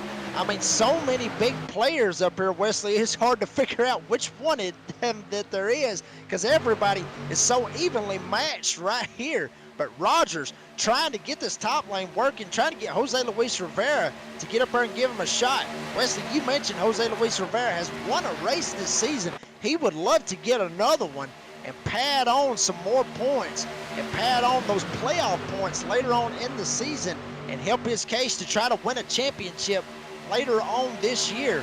But right now, he's still got around 28, 27 laps to go here at Talladega to make it work. But I'm telling you, he has put on a great race, still running up in the top lane. But Ed Osborne and Curtis Rogers still battling it out up front as they come off of turn 2. At full speed, take a listen to this at full song. The truck's right there with a pack. That's the pack for the win. There's pack 1. Single file behind that pack in pack number 2, but now they have literally caught right back up to the leader. The leader is Ed Osborne, the man that is the conductor. He is staying to the bottom of the racetrack. We've seen passes from the bottom to the middle to the top. Any lane will work. The question is, who will be able to kick down the door at the right time? Doucette jumps out of line. Thought about going for Osborne. Gives him a struggle. Rogers on the outside battles back to the lead. New leader as they cross the line back to 1. And not to count it out, but if this thing goes green all the way, these guys will have to run into a green flag pit stop, which is really going to throw this race into a huge wrench. And Wesley, we've seen wrecks like crazy going into the pits, so this is another thing that's got these guys in the back of their minds when they getting ready to plan, to get ready to pit. All these guys up top, they need to try to jump down to be able to get themselves lined up to go into the pits. They don't want to jump across anybody's nose because that would cause a huge accident. So we're going to be getting ready for some green flag pit stops. It's just I say that, here they come down to make their pit stops. I think some of these guys are actually trying to go for the undercut, if you will. Jacob Reeves, they've probably got about another maybe 7-8 laps. They could probably go to lap 80 or 82 before green flag pit stops could officially begin. Some of these guys going for the undercut here at the ServPro 200 to try to be in the catbird seat for the win.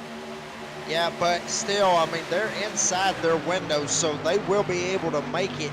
A lot of guys, you're going to see them right here, probably not even take any tires, just take enough of fuel to be able to make it to the end of this race. Everybody try to get lined up. Nobody try to race one another. Everybody get lined up as best as they can.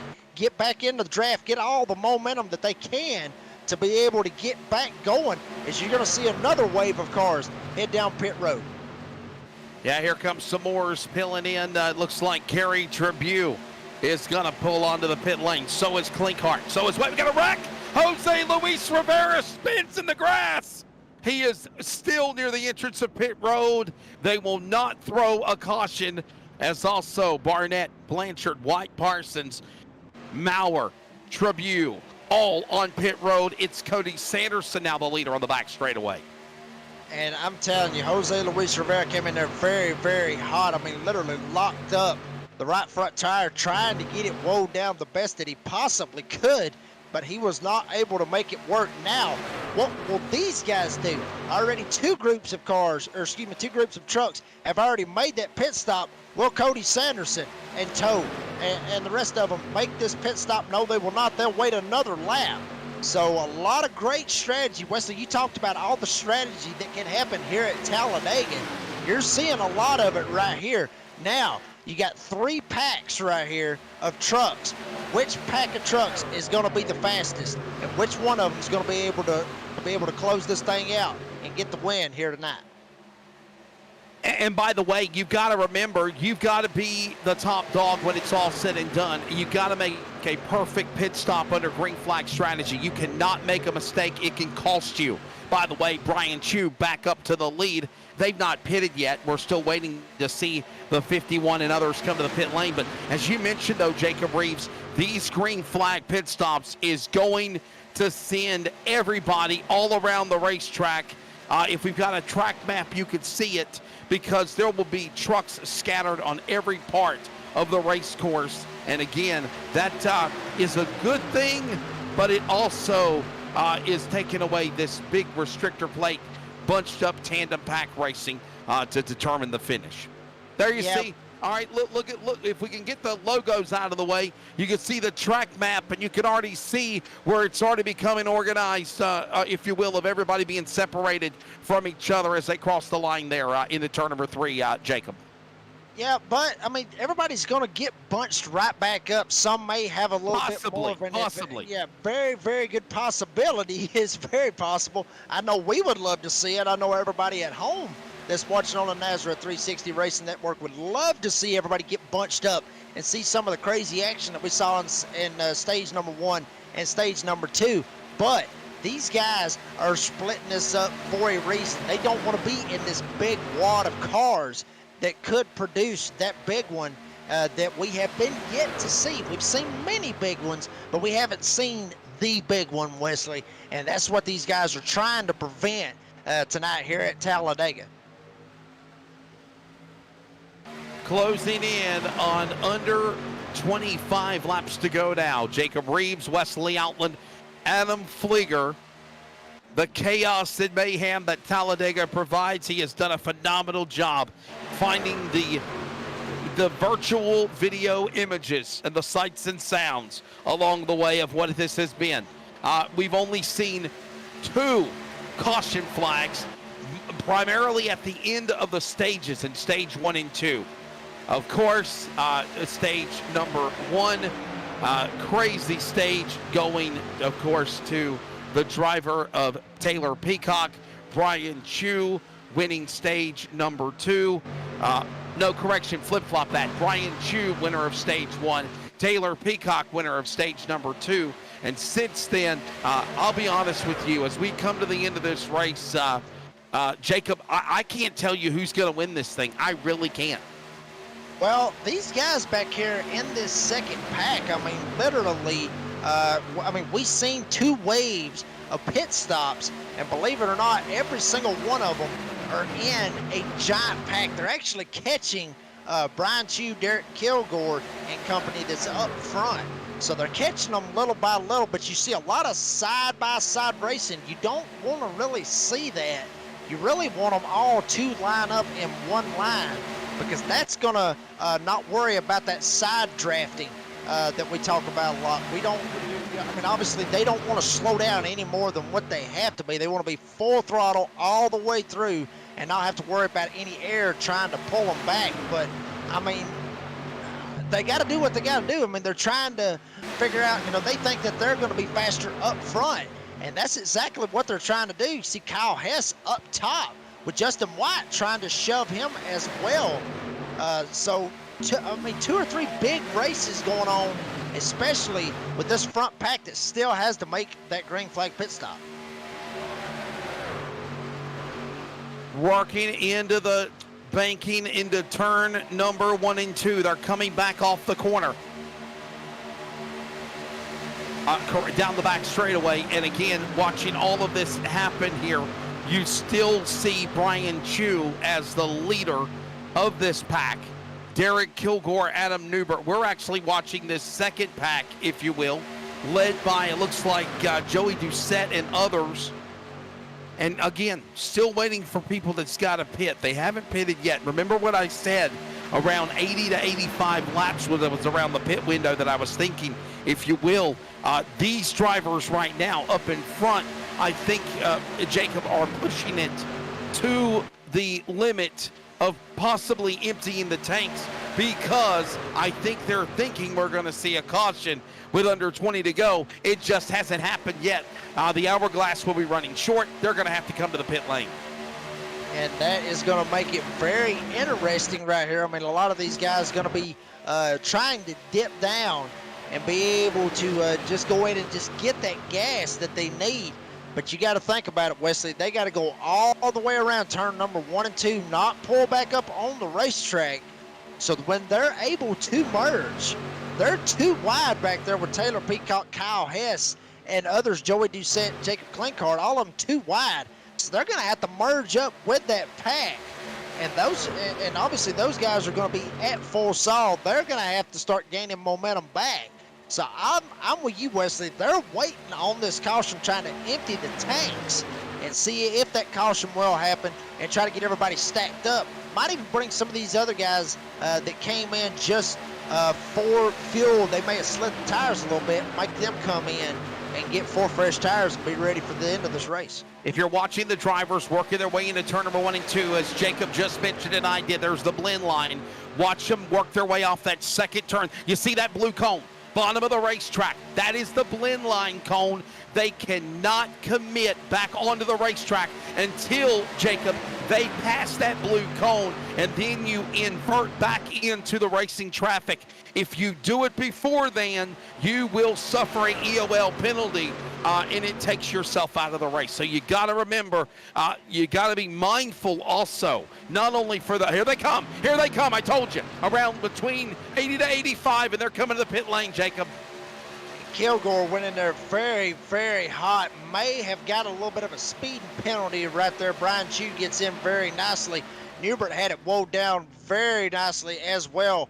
So a lot of these guys, with the exception of Derek Kilgore, he might have been able to get it woed down the best that he could and not get busted for a black flag. But you see a lot of these guys coming in, getting this fuel, getting themselves lined up as they're going to get ready to merge back onto the racetrack. The second pack actually coming off of turn number 4 right now, as you see on your screen, with Kyle Hess and Justin White leading this pack. They're going to probably, yes. Whoa, look out. Thomas, we got a big caution. We got a wreck back in the back. No caution as of yet. But wow, so much going on right there, Wesley. But this second pack has just shot around them as And now there's the yellow flies. There is the yellow flag. We had a couple of trucks that about got turned in the, well, actually not, they about got turned. They did get turned in the tri-oval coming to the start-finish line. And then I think when they shot back up on the racetrack, they collected some more. And that's why we're under the third caution. Let's take a look at the on the pole instant replay. And there you see them right there driving into the grass. Oh, and they're crashing into trucks on the pit lane exit. Oh my, is that Kilgore, I believe it is? Or the 71 is Zach Hartwick, I believe. I believe it was Hartwick, if I'm not mistaken. It is. I mean, My broadcast monitor was a little blurry. It happened so fast, but it is the 71, I believe, of Hartwick.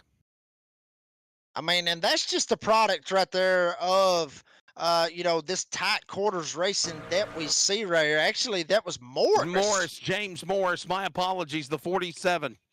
Yeah, and the guy up top, he tried to come down and give the other guys. Oh, Morales. Right up against the wall right there. There's Morales. We saw him, the Bulldog, running up top, making a lot of moves. And wow, check out some of these guys that are coming out of the pits. Wow, Curtis Rogers, one of those guys, got lucky with some net code right there, not getting caught up in this. But wow, what a ride right here by Morris. You see just net codes through every single one of them, even the pace truck. Wow, what a move right there. I mean, what some speed right there. Wow, what a ride. On board with Morris there. Holy cow, that was scary. Caution is out. We haven't took a commercial. We'll do one now. We settle in for the finish. I don't think anybody is coming to the pit lane. You made your bed, you lie in it. With 16 laps to go, we're back from Talladega in just a moment. From the ServPro 200, this is the NASCAR 360 Racing Network from Talladega.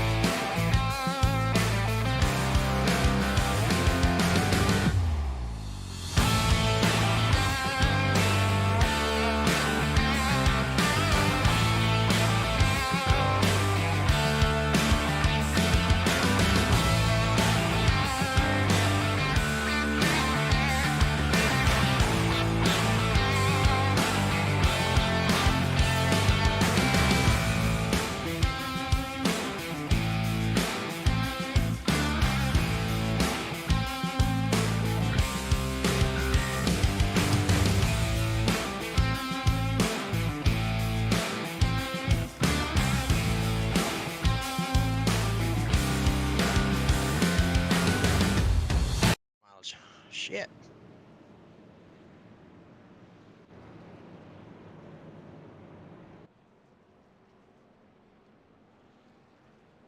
Well, we're ready to strap into the finish at Talladega. Welcome back to coverage. We're still under the yellow flag. Well, Jacob, we talked about the strategy of what would happen during the cycle of green flag pit stops, and we about got to the end of the rainbow with not having any problems. That just wasn't the case there. No, and now every single one of these guys, like you said about a rainbow, every single one of these guys is going to see if they've got a golden horseshoe stuck up their tailgate right here with the end of this race right here. Less than 15 laps to go, so we've seen all the hard racing. We've seen all the 3 wide racing. We've even seen 4 wide racing, almost 5 wide at times, Wesley. So this is when everything is going to get really crazy. I mean, everybody at home, you might want to just sit back, hold in. I mean, just strap in to your office chair, to your sim rig, to the couch, to the recliner, whatever you're sitting in. You better go get your seatbelt if you have one, or make one real quick before we get going, because you're going to have to strap in really hard, because these guys right here are fixing to put on one hell of a show for everybody. And I'm telling you, any of these guys can still win this race. Make no mistake, the gloves are off, and these guys are ready to go for sure. Again, ready to bring you back to the restart. Again, we have now Kyle Hess, the pole truck, back in the lead. He is the man now at the top spot. Joey Doucette doing the outside position in the 16. Quiet night for the 16, putting him up there in position. Justin White is third. Taylor Peacock, by the way, stage 2 winner, is sitting now in the 4th spot. Jacob Klinkhart is 5th. Brian Chu, stage 1 winner, is right now in the 6th position, followed by Joey Stiers, Steve Barnett, Adam Cantwell, and Kerry Tribune in the top 10. Anybody of these drivers, and even behind the top 10, Jacob Reeves, can win this race as we get ready for the lights off for the pace truck. We settle in for the restart. Yeah, and but the one thing, Wesley, that we have not seen yet is the big one. And I know we keep stressing about it, and everybody's probably going, well, when's it going to happen? When's it going to happen? When's it going to happen? I got a good feeling you're fixing to see it right here in about the next 12 to 13 laps right here, because these guys is not going to give an inch right here when they go back green. Barney, the flagman, got that flag in the air. Green flag. They are on the gas as they go across the start-finish line. Kyle Hess up front, Joey Doucette as they go into turn number 1. That'll wrap up another ServPro caution here at the ServPro 200 Fire and water cleanup and restoration. ServPro takes care of you. Back underway. Now they work off of turn number 2. Hess and Doucette right there toe-to-toe with one another. Fender to fender, if you will. Front nose right there alongside one another. Right behind them, Peacock and White. Chu, all they're trying to get right back organized again and go 2 by 2 as they work the banking into 3. And the outside lane has a lot of great formation up there, with Doucette and Peacock leading this outside lane, and also with Brian Chu right in tow with Peacock. You see everybody trying to jump to the top. Peacock tries to go a little bit higher. Doucette all the way down to the bottom, blocking Kyle Hess.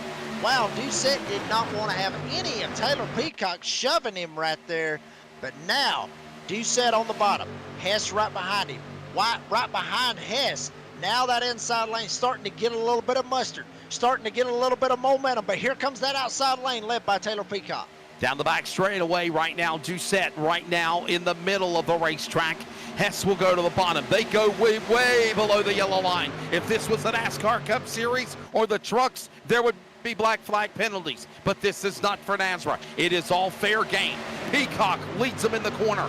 Chu now back to second. Ironic as we close in on 10 to go. The stage 1 and 2 winners, Jacob, are leading off the tribal out of 4. And now Chu's going to jump it straight to the top and try to make way up there, up top. Going to leave Steve Barnett up top. And here comes Adam Newbert. We talked about him, the champion from last season. Got involved in an earlier wreck at the end of stage number 1. Now back in the front of this pack, trying to get Brian Chu in tow and shove him all the way to the front. And here comes the number 10 of Adam Cantwell. A bunch of guys, or some of these guys we have not talked about tonight. Barnett and Cantwell. Everybody trying to get something going. 3 wide looking going into turn number 3. Adam Cantwell about got a punt from Adam Newbert just a moment ago. The Adam Adams show now moves to 3rd and 4th behind the leaders of Peacock and Chu. Up the outside lane, here comes Barnett in the 42. Also Dittmer. Dittmer is up in that mix. Also working outside. Somebody, here you go. Watching Chu in the middle. He's been so strong in that part of the racetrack, Jacob. And now as we're approaching 10 to go, they are right now ready to go for the money. And they're going to try to split him. Brian Chew stuck in the middle. Peacock and Barnett going to split him. And check this out. Steve Barnett, have not talked about him all race long, with Tyler Dittmer getting a huge shove up top, courtesy of Hunter Parsons right behind Dittmer. Now it's going to be back and forth, seesawing. Which lane is the fastest lane? Chew's line, Peacock's line, or is it Steve Barnett, the new man, up in the front? Which line is it that they need to be? We're going to find out here in the next 9 laps as they come to the line. 9 laps to go, Wesley. Single digits now on the board, my friend, as you mentioned, and we've seen the inside lane work at times. We've seen the middle lane work. We've seen the outside work. Now the question is, who will prevail when it's time to go to the payout window? It's time to declare checkmate and put these chess pieces in order. Chew in the middle. He powers away from the inside truck of Peacock. Barnett still hung out to dry on the outside. He'll lead him into turn number 3, single file. And Chew getting all he can get from Adam Newbert. Now we'll see what Adam Newbert does. Shades of what happened earlier, as I said, from stage 1. He knows that's in the back of his mind. Gonna try to make sure he can get through this sucker as clean as possible and get as many points as he can, or even try to go for the win. Peacock all the way down to the bottom. Brian Chew stuck up top.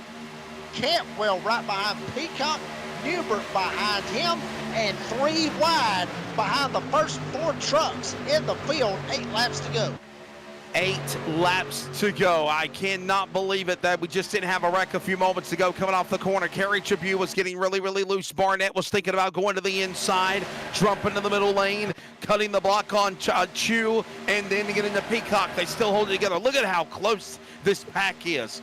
This is how close it is. Anybody could win in this pack as they work into 3.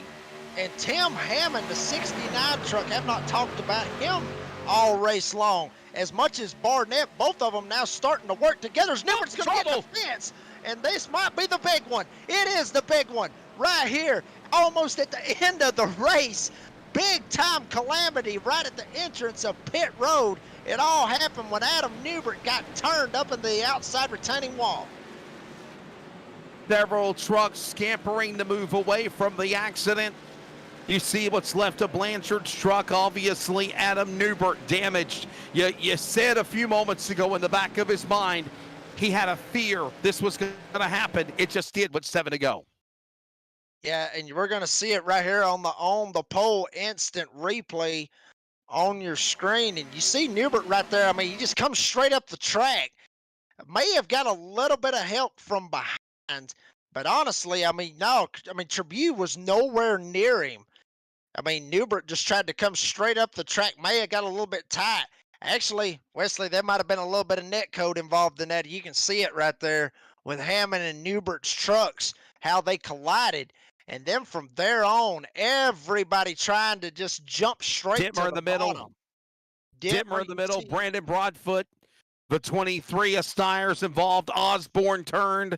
Somehow or another, Adam Newbert bouncing off of the Curtis Rogers machine and still kept going. And then you see everyone else, Bullock caught up in it. Ron Hunter just barely squeezing by.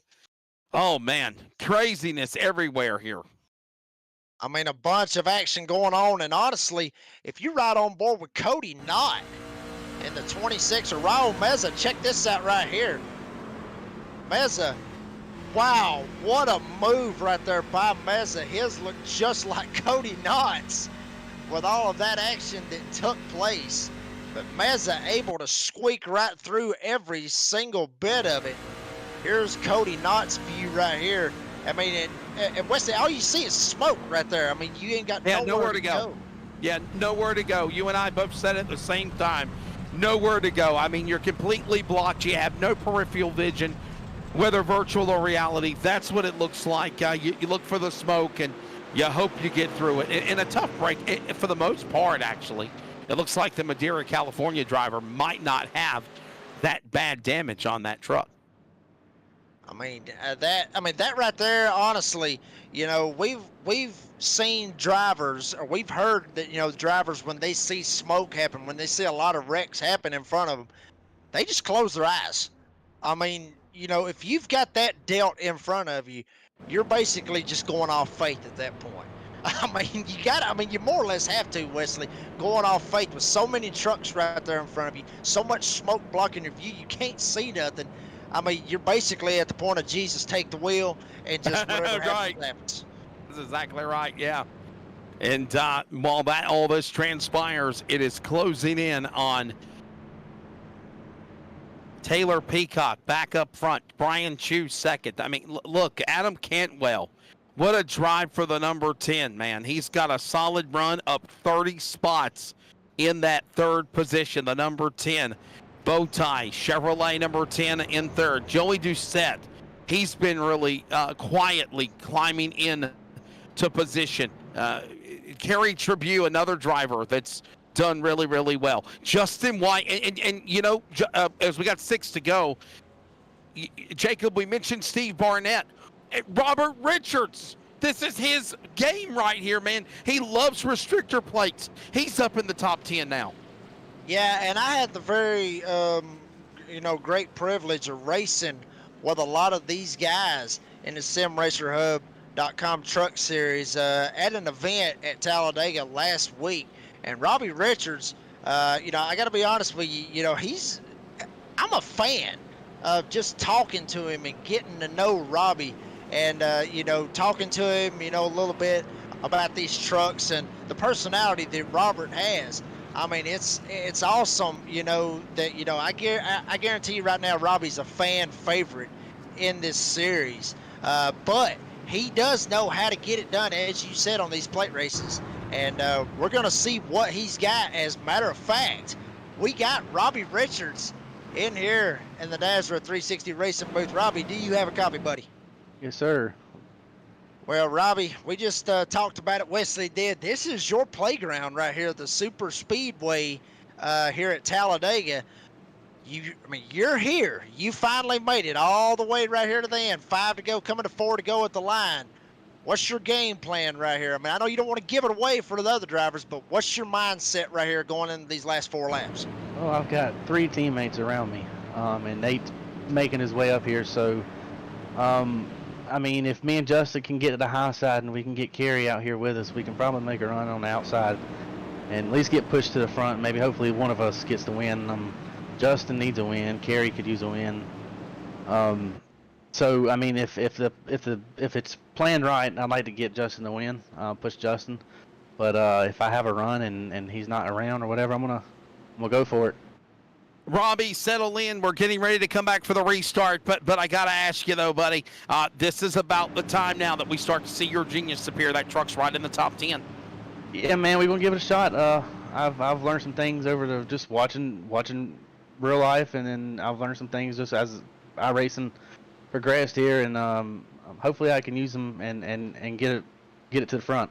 Go get him, ladies and gentlemen, for Brute Force Motorsports. That is Robbie Richards. He is outside row number 4 in that 8th position. As that wraps up a ServPro caution, they're back inside the Yellowwood Tri-Oval, coming back to the Geico restart zone. It will be Jacob Reeves, 4 laps to go. Can we go to the checker? Will we go to overtime? This is Talladega. Green flag back out. Peacock on Chu on the jump. Cantwell is inside. He gives him a push into 1. Peacock out away with the lead. Cantwell trying to shove him away and make it just a 2-truck battle. But the pack is starting to close in ever so slightly. Doucette back here trying to get this top lane working with Brian Chu. We're going to see what else happens right here as Jason Morales up here in the middle of this. Steve Barnett. Chu's going to try to go to the top. Maybe make it 3 wide. Doucette almost hangs him out as now Peacock and Cantwell are going to be in some serious trouble as there is Kerry Tribune top trying to get around with Justin White trying to help. Working off of turn number 4, this time by 3 laps to go at the line. Kerry Tribune now leading the way over White. Peacock and Chu alongside. Cantwell now battles along with Doucette giving a push. Richards on the outside. 3 to go. They're back to 1. As Will Tedder would say, 3 to go. 3's in there. Rest in peace to the number 3 of Dale Earnhardt. Kerry Tribune keeping it down on the bottom with Justin White in tow. Doucette all over the back of Brian Chu. Wow, I mean, everybody's shoving one another, literally. The first 7 to 8 trucks shoving one another as they go into turn number 3. Chew keeping it up top, trying to get help from Doucette. Kerry Tribune down on the bottom, and Justin White straight up his tailgate as Peacock gets into White just a little bit. All about getting loose just a moment ago as they work off of turn 4 back to the triangle. Somehow they hold it together. Peacock bounces off a ping pong ball on Chew. He bounces off of Cantwell. They somehow hold it together. 2 to go. Less than 6 miles remain as they climb the bank again into turn number 1 and 2, and they're going to go 3 wide. Peacock being very aggressive at the time that he needs it to be. It might have just killed Brian Chew's race. Maybe not. Kilgore going to be able to line right back up with him. Peacock trying to get the shove from Doucette. Barnett right to his inside. But Kerry Tribune trying to keep it all at bay and try to keep it going as Cantwell's now going to take a look to the outside, see if he can get some help from Peacock. This will work off of turn number 4. They are trying to get back to the line. White flag, and this will end the race. Race back to the win. Here they come to the triangle. Tribune to the inside. Cantwell on the outside. Everyone storms the line. We got trouble. Rogers is in the fence. Robbie Richards is caught up in it. They have wrecked, but they took the white flag. I think this is the race to the finish. They took the white flag. No, they're going to say it's a caution. We are going to overtime at Talladega. Wow. Wow, all the hard racing up front, and you just knew it was bound to happen. I mean, Wesley, we talked about this storm was brewing. We talked about the eyes of the storm. Well, there was another storm brewing right there. Maybe not the biggest one that we've seen tonight, but certainly took out a couple of competitors right here. Almost got that white flag. If white flag would have came out, this race would have been straight up over. But you're going to see the instant replay right here on the pole, instant replay. A couple of guys trying to make it look good up top. Try to get something going, and wow, Wesley, that looked like another netcode issue right there. Yeah, and tough break there for not only the driver of Rogers in the 65 machine again, the driver again caught up in it of Curtis Rogers, and then Robbie Richards. Man, what hard break for the 48. We were talking about him making a climb back through the field. Nowhere to go. And caught up in this thing. There goes a look at another truck that got involved. I want to say that's Bullock in the 17. Man. Very unfortunate to see that right there. I mean, especially like you said for Robbie Richards. I mean, one of those guys that a lot of these guys in this series have a lot of respect for. Brian Chew right there. You see him also get involved in this as well. Wow. I mean, wow, just took out a lot of great trucks right here at the end. Yeah, it's heartbreak. Brian Chew. And there you see Nate Maurer, bottom of the racetrack, obviously involved, the 971. And hey, we are going to do this again. There you see Cody Knott up against the outside retaining wall, the 26th. He got caught up in it again. Now let's look at it from another angle here. By the way, we now settle up for overtime here in the ServPro 200. And you see it right there. I mean, really, really heartbreaking to see that right there. I mean, Wesley, I know we may have just lost connection with you right Katie there. barred the door. Yeah, I mean, it's unfortunate to see that, but I mean, these guys are trying to get every inch that they can, and it looked like Robbie may have been trying to get a little bit of a side draft. Maybe he might have got a little bit loose. I mean, obviously, you don't want to do anything. I mean, these guys are trying to do absolutely nothing intentional. They're not trying to wreck one another. They're just trying to get every little bit that they can, and Robbie might have got a little bit loose. Then again, he might have got tagged in the back just a little bit by Brian Chew. I mean, it could have been a number of things that caused this right here, but Wesley, we talk about it all the time. This is restrictor plate racing. These are the things that happen. This is why I love restrictor plate racing, because you never know the unknowns of the strategy of what's going to happen. Here's a look at it one more time on board with one of the TRD trucks of Cody Sanderson, the Westville, Oklahoma driver. And look at this. Oh, wow. See, he's partying He's in right the game there for him. Wow. He's still in the game. You're exactly right. Parting of the Red Seas, like in the Bible. Wow. I mean, and once again, honestly, like you talking about, like out of the Bible, parting the Red Seas, I think he was thinking Jesus take the wheel once again right there. I mean, you see smoke, you see all the cars going. You want to go where they're not. Here's the problem. You can't see nothing, so you don't know where to go. Well, I'm telling you, Cody Sanderson right there, that may have honestly been a race-winning move if he was to somehow get up here and get a hold of this right here, get a win, or even get a top 5. That's a top 5 move right there by Cody Sanderson to be able to get through that. Yeah, all of this going on as we're moving into the end of this race. Hands down, it's Kerry Tribune, Adam Cantwell, Justin White, Steve Barnett, and Taylor Peacock right now, the top 5. And again, you have Kerry Tribune for the agcompressor.com. Here we go.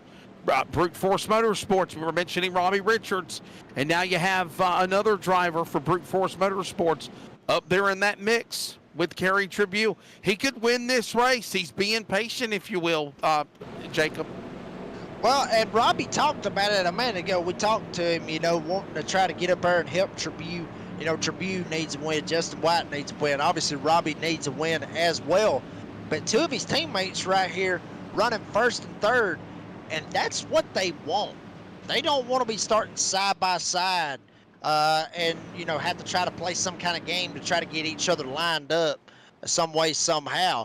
This is what they wanted. They wanted to be lined up nose to tail, and this may work out in their favor, but I'm telling you right now, Adam Cantwell, one of those guys that we have seen up here make some daring moves. Obviously, Taylor Peacock in 81, we seen him shuck it straight in the middle, 3 wide, and shoved Brian Chew straight up almost into the wall.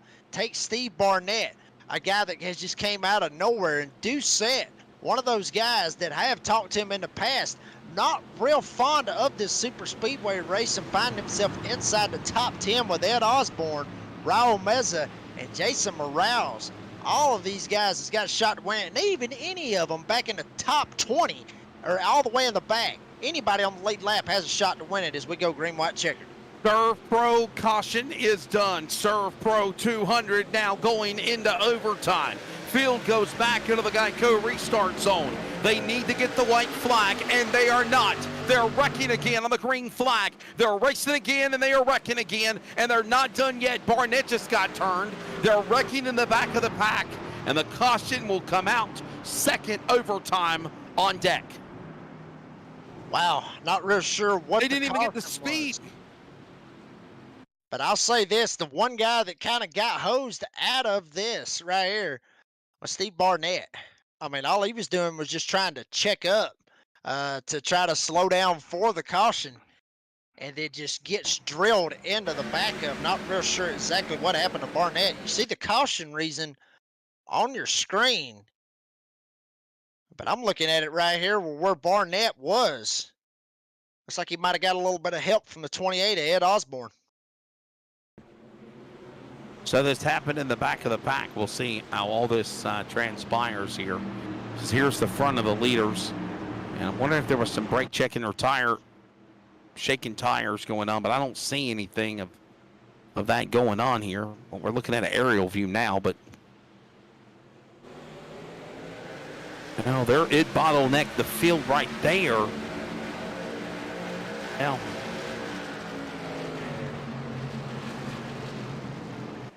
yeah, Wesley, I'm with you on this. I saw Barnett spun. I saw Barnett spun whenever they had already threw the caution, but I'm wondering if race control themselves didn't like the restart and they called a caution back.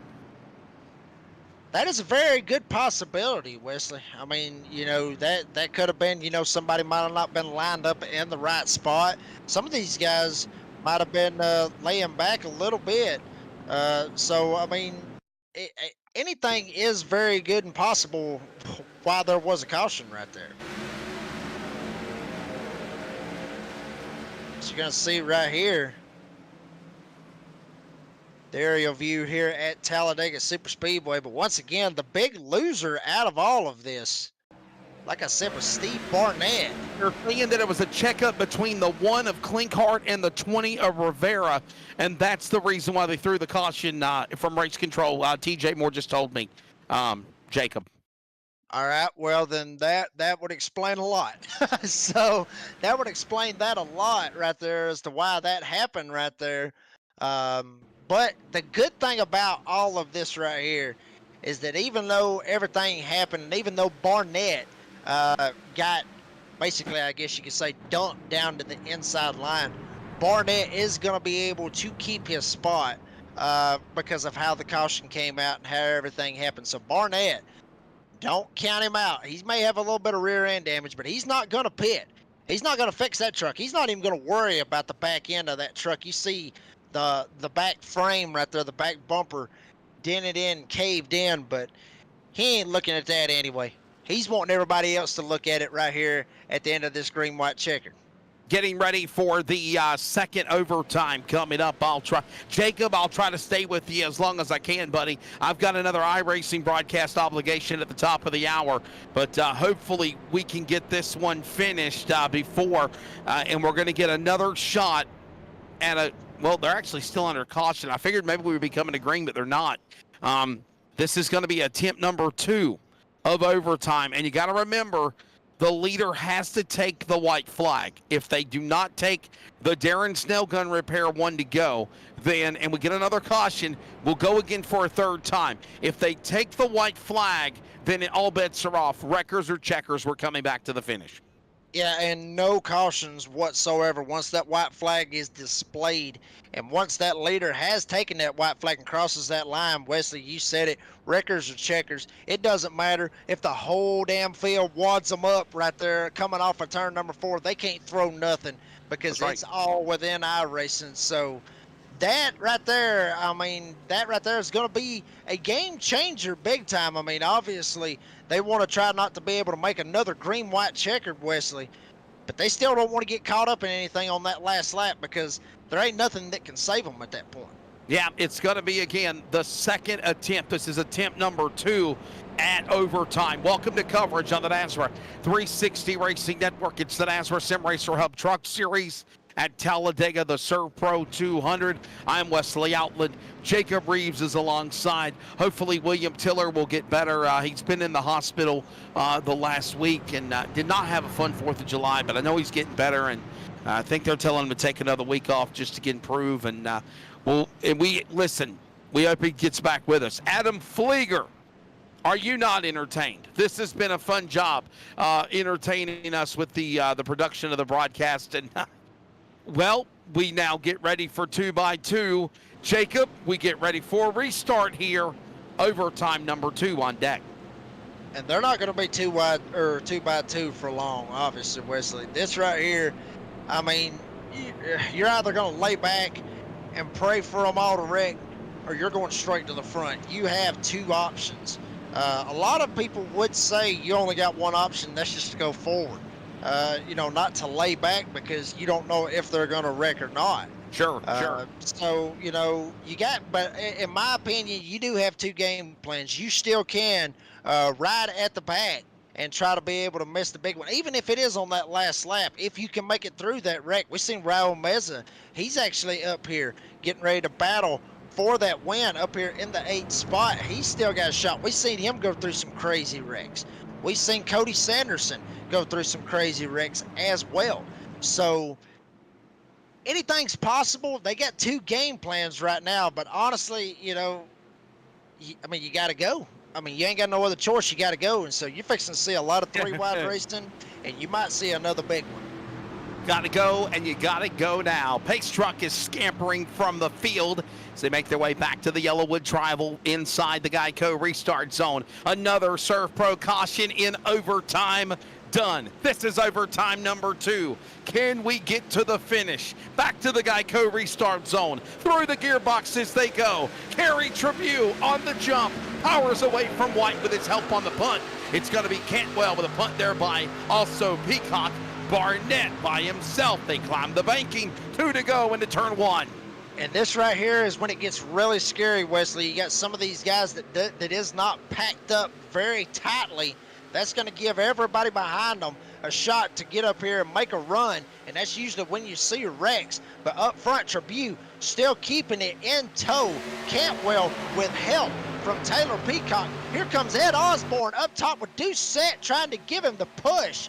3 wide, possibly looking. Everybody getting squirrely up here as the Bulldog, Jason Morales, now going to sneak up in the middle of this. Where did Jason Morales come from? He's in that middle lane with Cantwell and Peacock. Peacock just got slung like a rag doll. He about got called for tilt as they work their way in the corner. Now they come to the line. They're coming to the corner. This is it, to the line. They're wrecking. Oh, no! They took the white flag, but they crashed. White goes in the fence. Peacock's in the wall. So is also Tribute. Kilgore just got piled into it. They are still saying this is the white flag. 1 to go. The leader is now Jason Morales on the back straightaway. And Morales all by himself literally has nobody even in tow trying to get to him. Is the only one. That's Jonathan Wiley trying to get what draft he possibly can. A little bit of front end damage from Jonathan Wiley. Big pile up at the start finish line. Morales may have this one in the back. He tries to break the draft. Wiley making a run at him. Here comes now the machine on the outside. It's going to be Jonathan Wiley on the outside. Losing ground is Jason Morales. Morales falling back. He just got passed by Cody Sanderson. Jonathan Wiley is going to steal one at Talladega. I can't believe it. Winner of the ServPro 200. It's Jonathan Wiley. He ran away from him. Jason Morales did.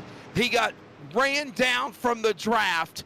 And then Wiley gets the pass and gets the win. Cody Sanderson in second. What a race, what a finish here at Talladega. Wesley, I am speechless at what we just seen. I mean, that was unbelievable. That was, I mean, Wesley, I said earlier that I have called a lot of crazy races here at Talladega on our racing, and I'm telling you, every single one trumps the one before it. But big time calamity right here. Wow, great. And here's the deal. Here's the deal, and I want to let everyone know this. Part of me is saying they should have threw a ServPro caution. However, if you go back, and I think that's what Adam Flieger is showing us, the leader crossed the line. Because the leader crossed the line before they crashed, if you will, Jacob Reeves, that's why they said race is official. We're going to the white flag lap. If they would have wrecked and a caution would have been called before they got to start finish, I think we would have had a third and final attempt at overtime. But they wrecked. If we could go back on replay, Adam Flieger, go back to the front of the trucks. If we could go back to the front of the pack, you will notice, probably from this angle right here on board with Brian Chu. Again, Jacob Reeves, here you go. This will tell the tale perfectly. You see they already got the white flag. The white flag is waving. Here comes the leaders. Any day now, at speed, coming to the line. You see that? So do you see my point, Jacob? There's the reason why they didn't throw a caution, because the wreck happened after they crossed the start-finish line. It happened so fast, yes, but they did take the white flag officially. And that's the reason why they didn't throw it. And I guarantee you right now, Jason Morales was just wanting them to throw it, because he would have been the one to be able to come out of this and get the win. But you see Jonathan Wiley, look at, oh, wow. Even he got in it. Nobody got away from that right there scot-free. Even Jason Morales, which I believe he had a little bit of a front-end damage, may have even had what we would call a meatball flag, which is your truck is too damaged to continue. That's how Jonathan Wiley was able to suck straight up and get to it. But wow, I mean, from Westville, Oklahoma, Jonathan Wiley getting the win here at Talladega. The cowboy, Jonathan Wiley. And listen, I don't want to take anything away from Jason Morales. He had an opportunity, but here's the deal. We've talked about this draft racing, if you will. Wiley got the draft on him, pulled away. Here's the mistake that Jason Morales had, and it's not even his fault, Jacob Reeves, in closing.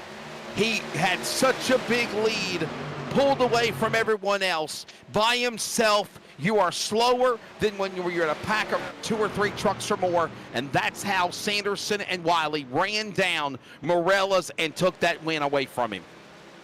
You are exactly right on that, Wesley. I mean, even with the damage that all of the trucks had, I mean, it's like I said, every single driver that basically crossed the start-finish line taking the white flag, if they didn't get in it, they literally slammed on the brakes and they was back a football field from trying to get caught up in it. And even then, you see it right there. The track is literally blocked. I mean, you can't go nowhere. So everybody had to get a little bit of a piece of this wreck. But, I mean, wow. I mean, what a finish to a great race.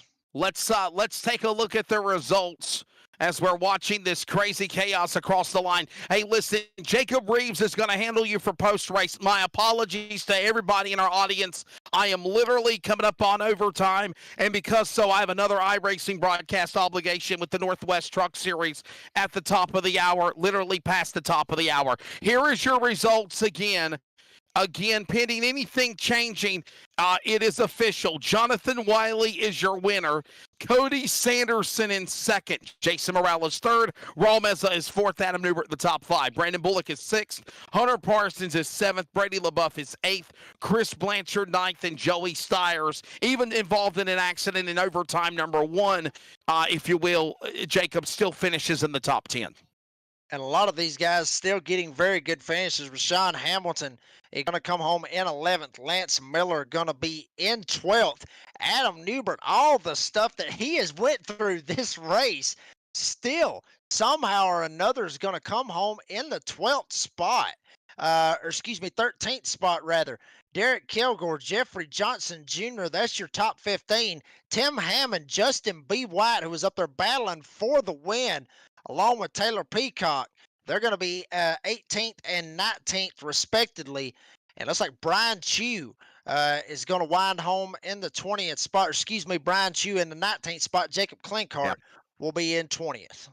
Tyler Dittmer, Nate Bauer, Zach Hartwick, Torrey Thompson, Joey Doucette, top 25. Donnie Lyons, Kerry Tribune, Tyler Daniels, Huck Wigington, Cody Knott will be in the top 30. The rest of the rundown, including Jeff Sickles, Steve Barnett, Ed Osborne, Adam Cantwell, Jose Luis Rivera, Brandon Broadfoot, Chris Kynes, Ron Hunter, Kyle Hess, and Curtis Rogers, top 40. Robert Richards in the back, along with James Morris and Ryan Twinham. The race director of the NASRA Sim Racer Hub Truck Series is TJ Moore. Brady LaBeouf and Cody Knott are the operators of NASRA. Adam Flieger, Jacob Reeves, I'm Wesley Outland. Don't go anywhere. Jacob has got post-race with the top 3.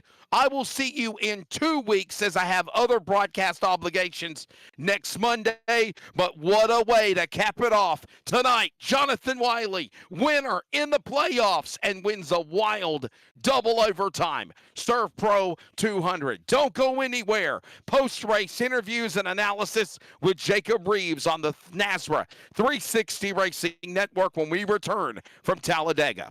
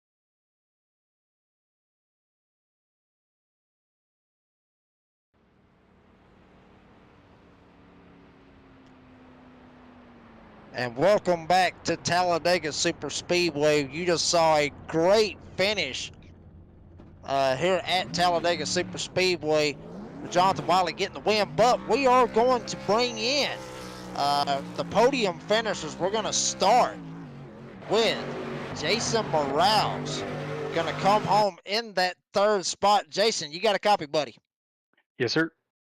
Hey, Jason, I know you might have been talking to your Highline teammates right then. Sorry to probably cut off that conversation, but Jason, I mean, man, I mean, you had it for about half a lap. I mean, literally had it for about half a lap, and then Jonathan and Cody just come out of nowhere. I mean, obviously, with the big wreck happening, obviously we know you had some kind of damage.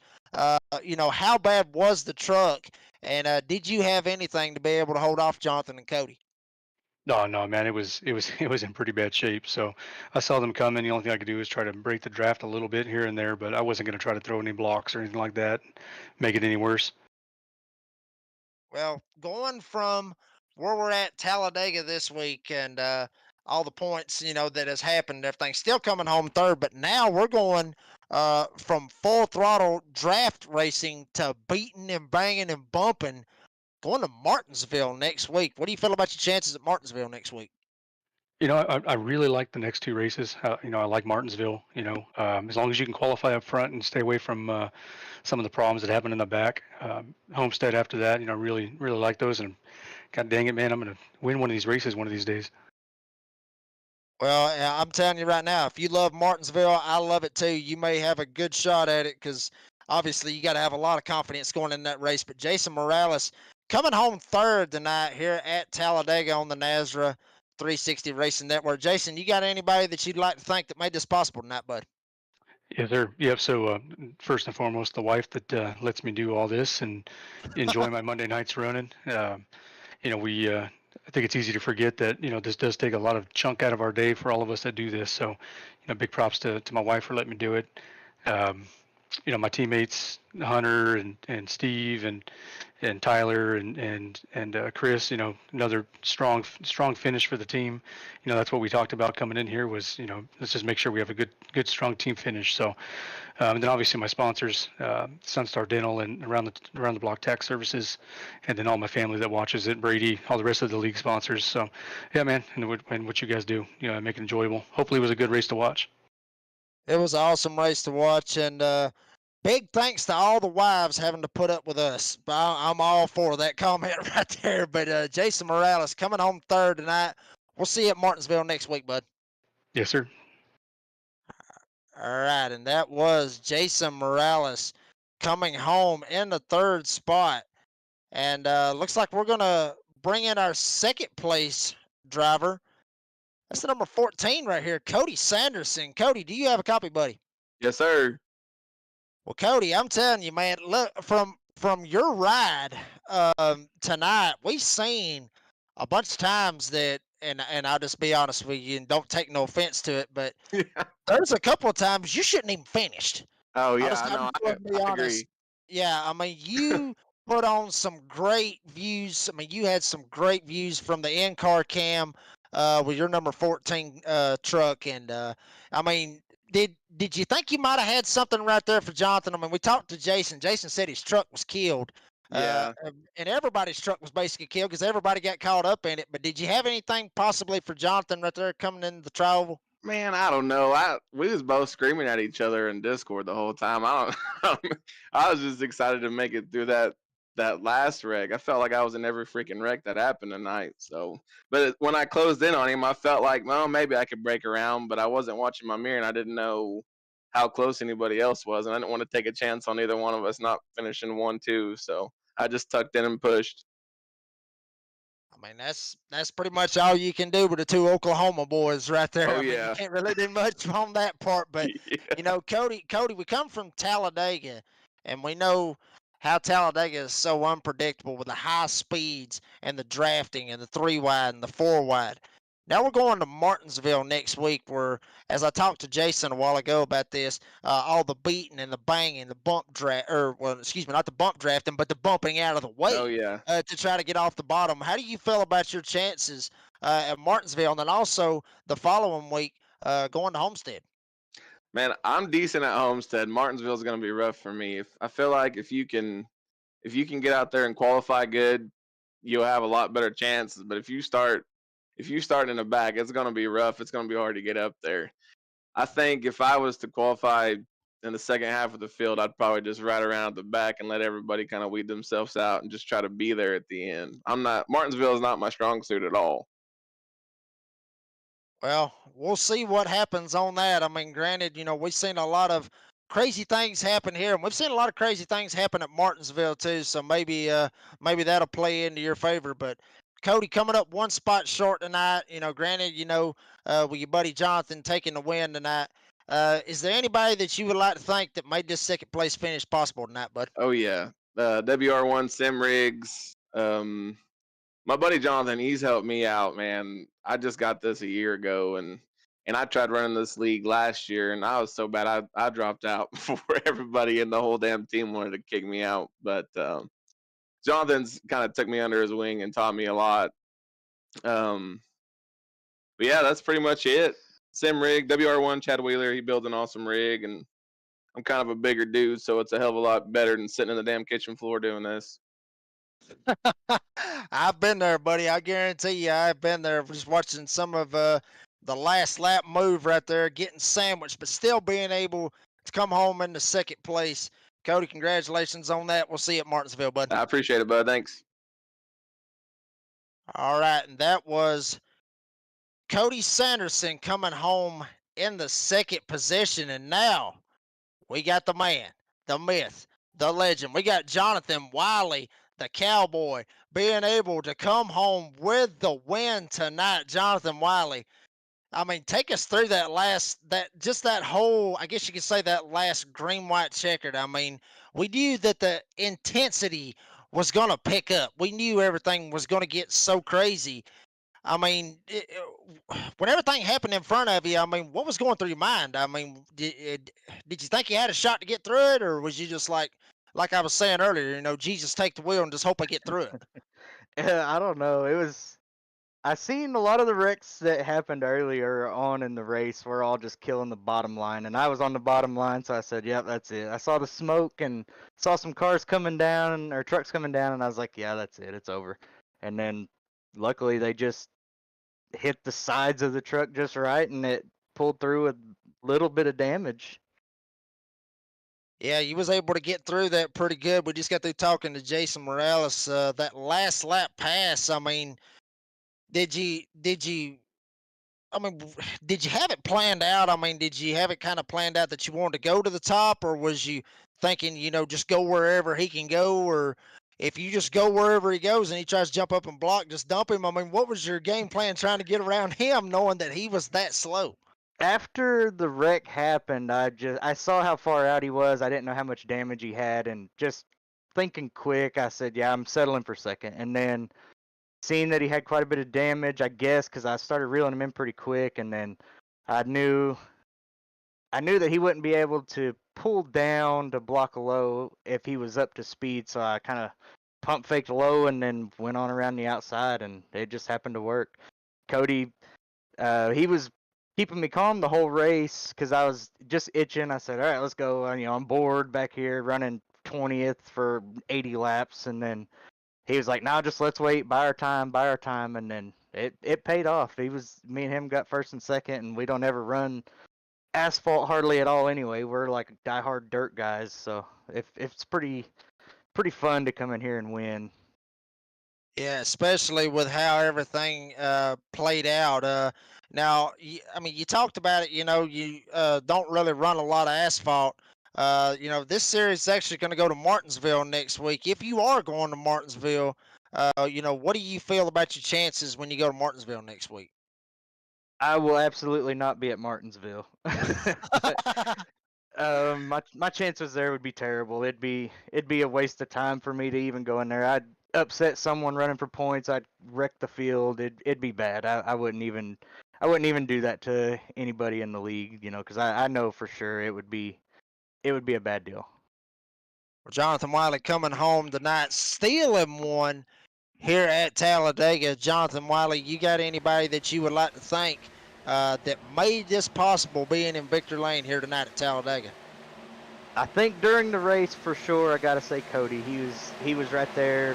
We stayed nose to tail for, I'd say, probably 90 of the laps that we ran, and then outside of the race, I'd say my wife and kids were watching, so that's pretty cool. I'm glad they were just as excited as I was. WR1 sim rigs, Speed Ranch e-setups are huge on dirt setups. So if you need a setup, go to speedranch.com and get hooked up there. Tanner Tomasi and a bunch of those guys run the Pro Series in dirt. So they could definitely get you headed in the right direction if you do have dirt fans watching. Other than that, man, that's about it. I can't believe that I won it. I can't believe like you said, it was stolen at the end. Me and Cody 1-2 swept it. It felt pretty good. It was a good race. Well, Jonathan Wiley, the cowboy from Westville, Oklahoma, singing the Garth Brooks song "Friends in Low Places," and he had a friend in Cody Sanderson behind him tonight. Jonathan Wiley, congratulations on the win tonight, bud. Thanks, man. I appreciate it. That was Jonathan Wiley coming home with the win tonight. And I mean, wow, folks. I mean, we saw an excellent race tonight. Saw strategy, you saw wrecks, and you saw a last lap pass for the win. I mean, basically an upset in Jonathan Wiley coming home with the win tonight. You can't get any better than that, folks. I mean, that's Talladega. I mean, everybody knows that's Talladega. And you see it right here on your screen. Jonathan Wiley, Cody Sanderson. Like I said, friends in low places can't beat the friends, and you got to have friends at these super speedway tracks. But that's going to wrap up our broadcast for this evening. My name is Jacob Reeves. Have Wesley Outland announcing with me. Beside of me, Adam Flieger was on the controls. We will see you next week at Martinsville. This has been a production of the NASRA 360 Racing Network. We'll see you next Monday night at 9 o'clock at Martinsville. Be safe, and we'll see you then.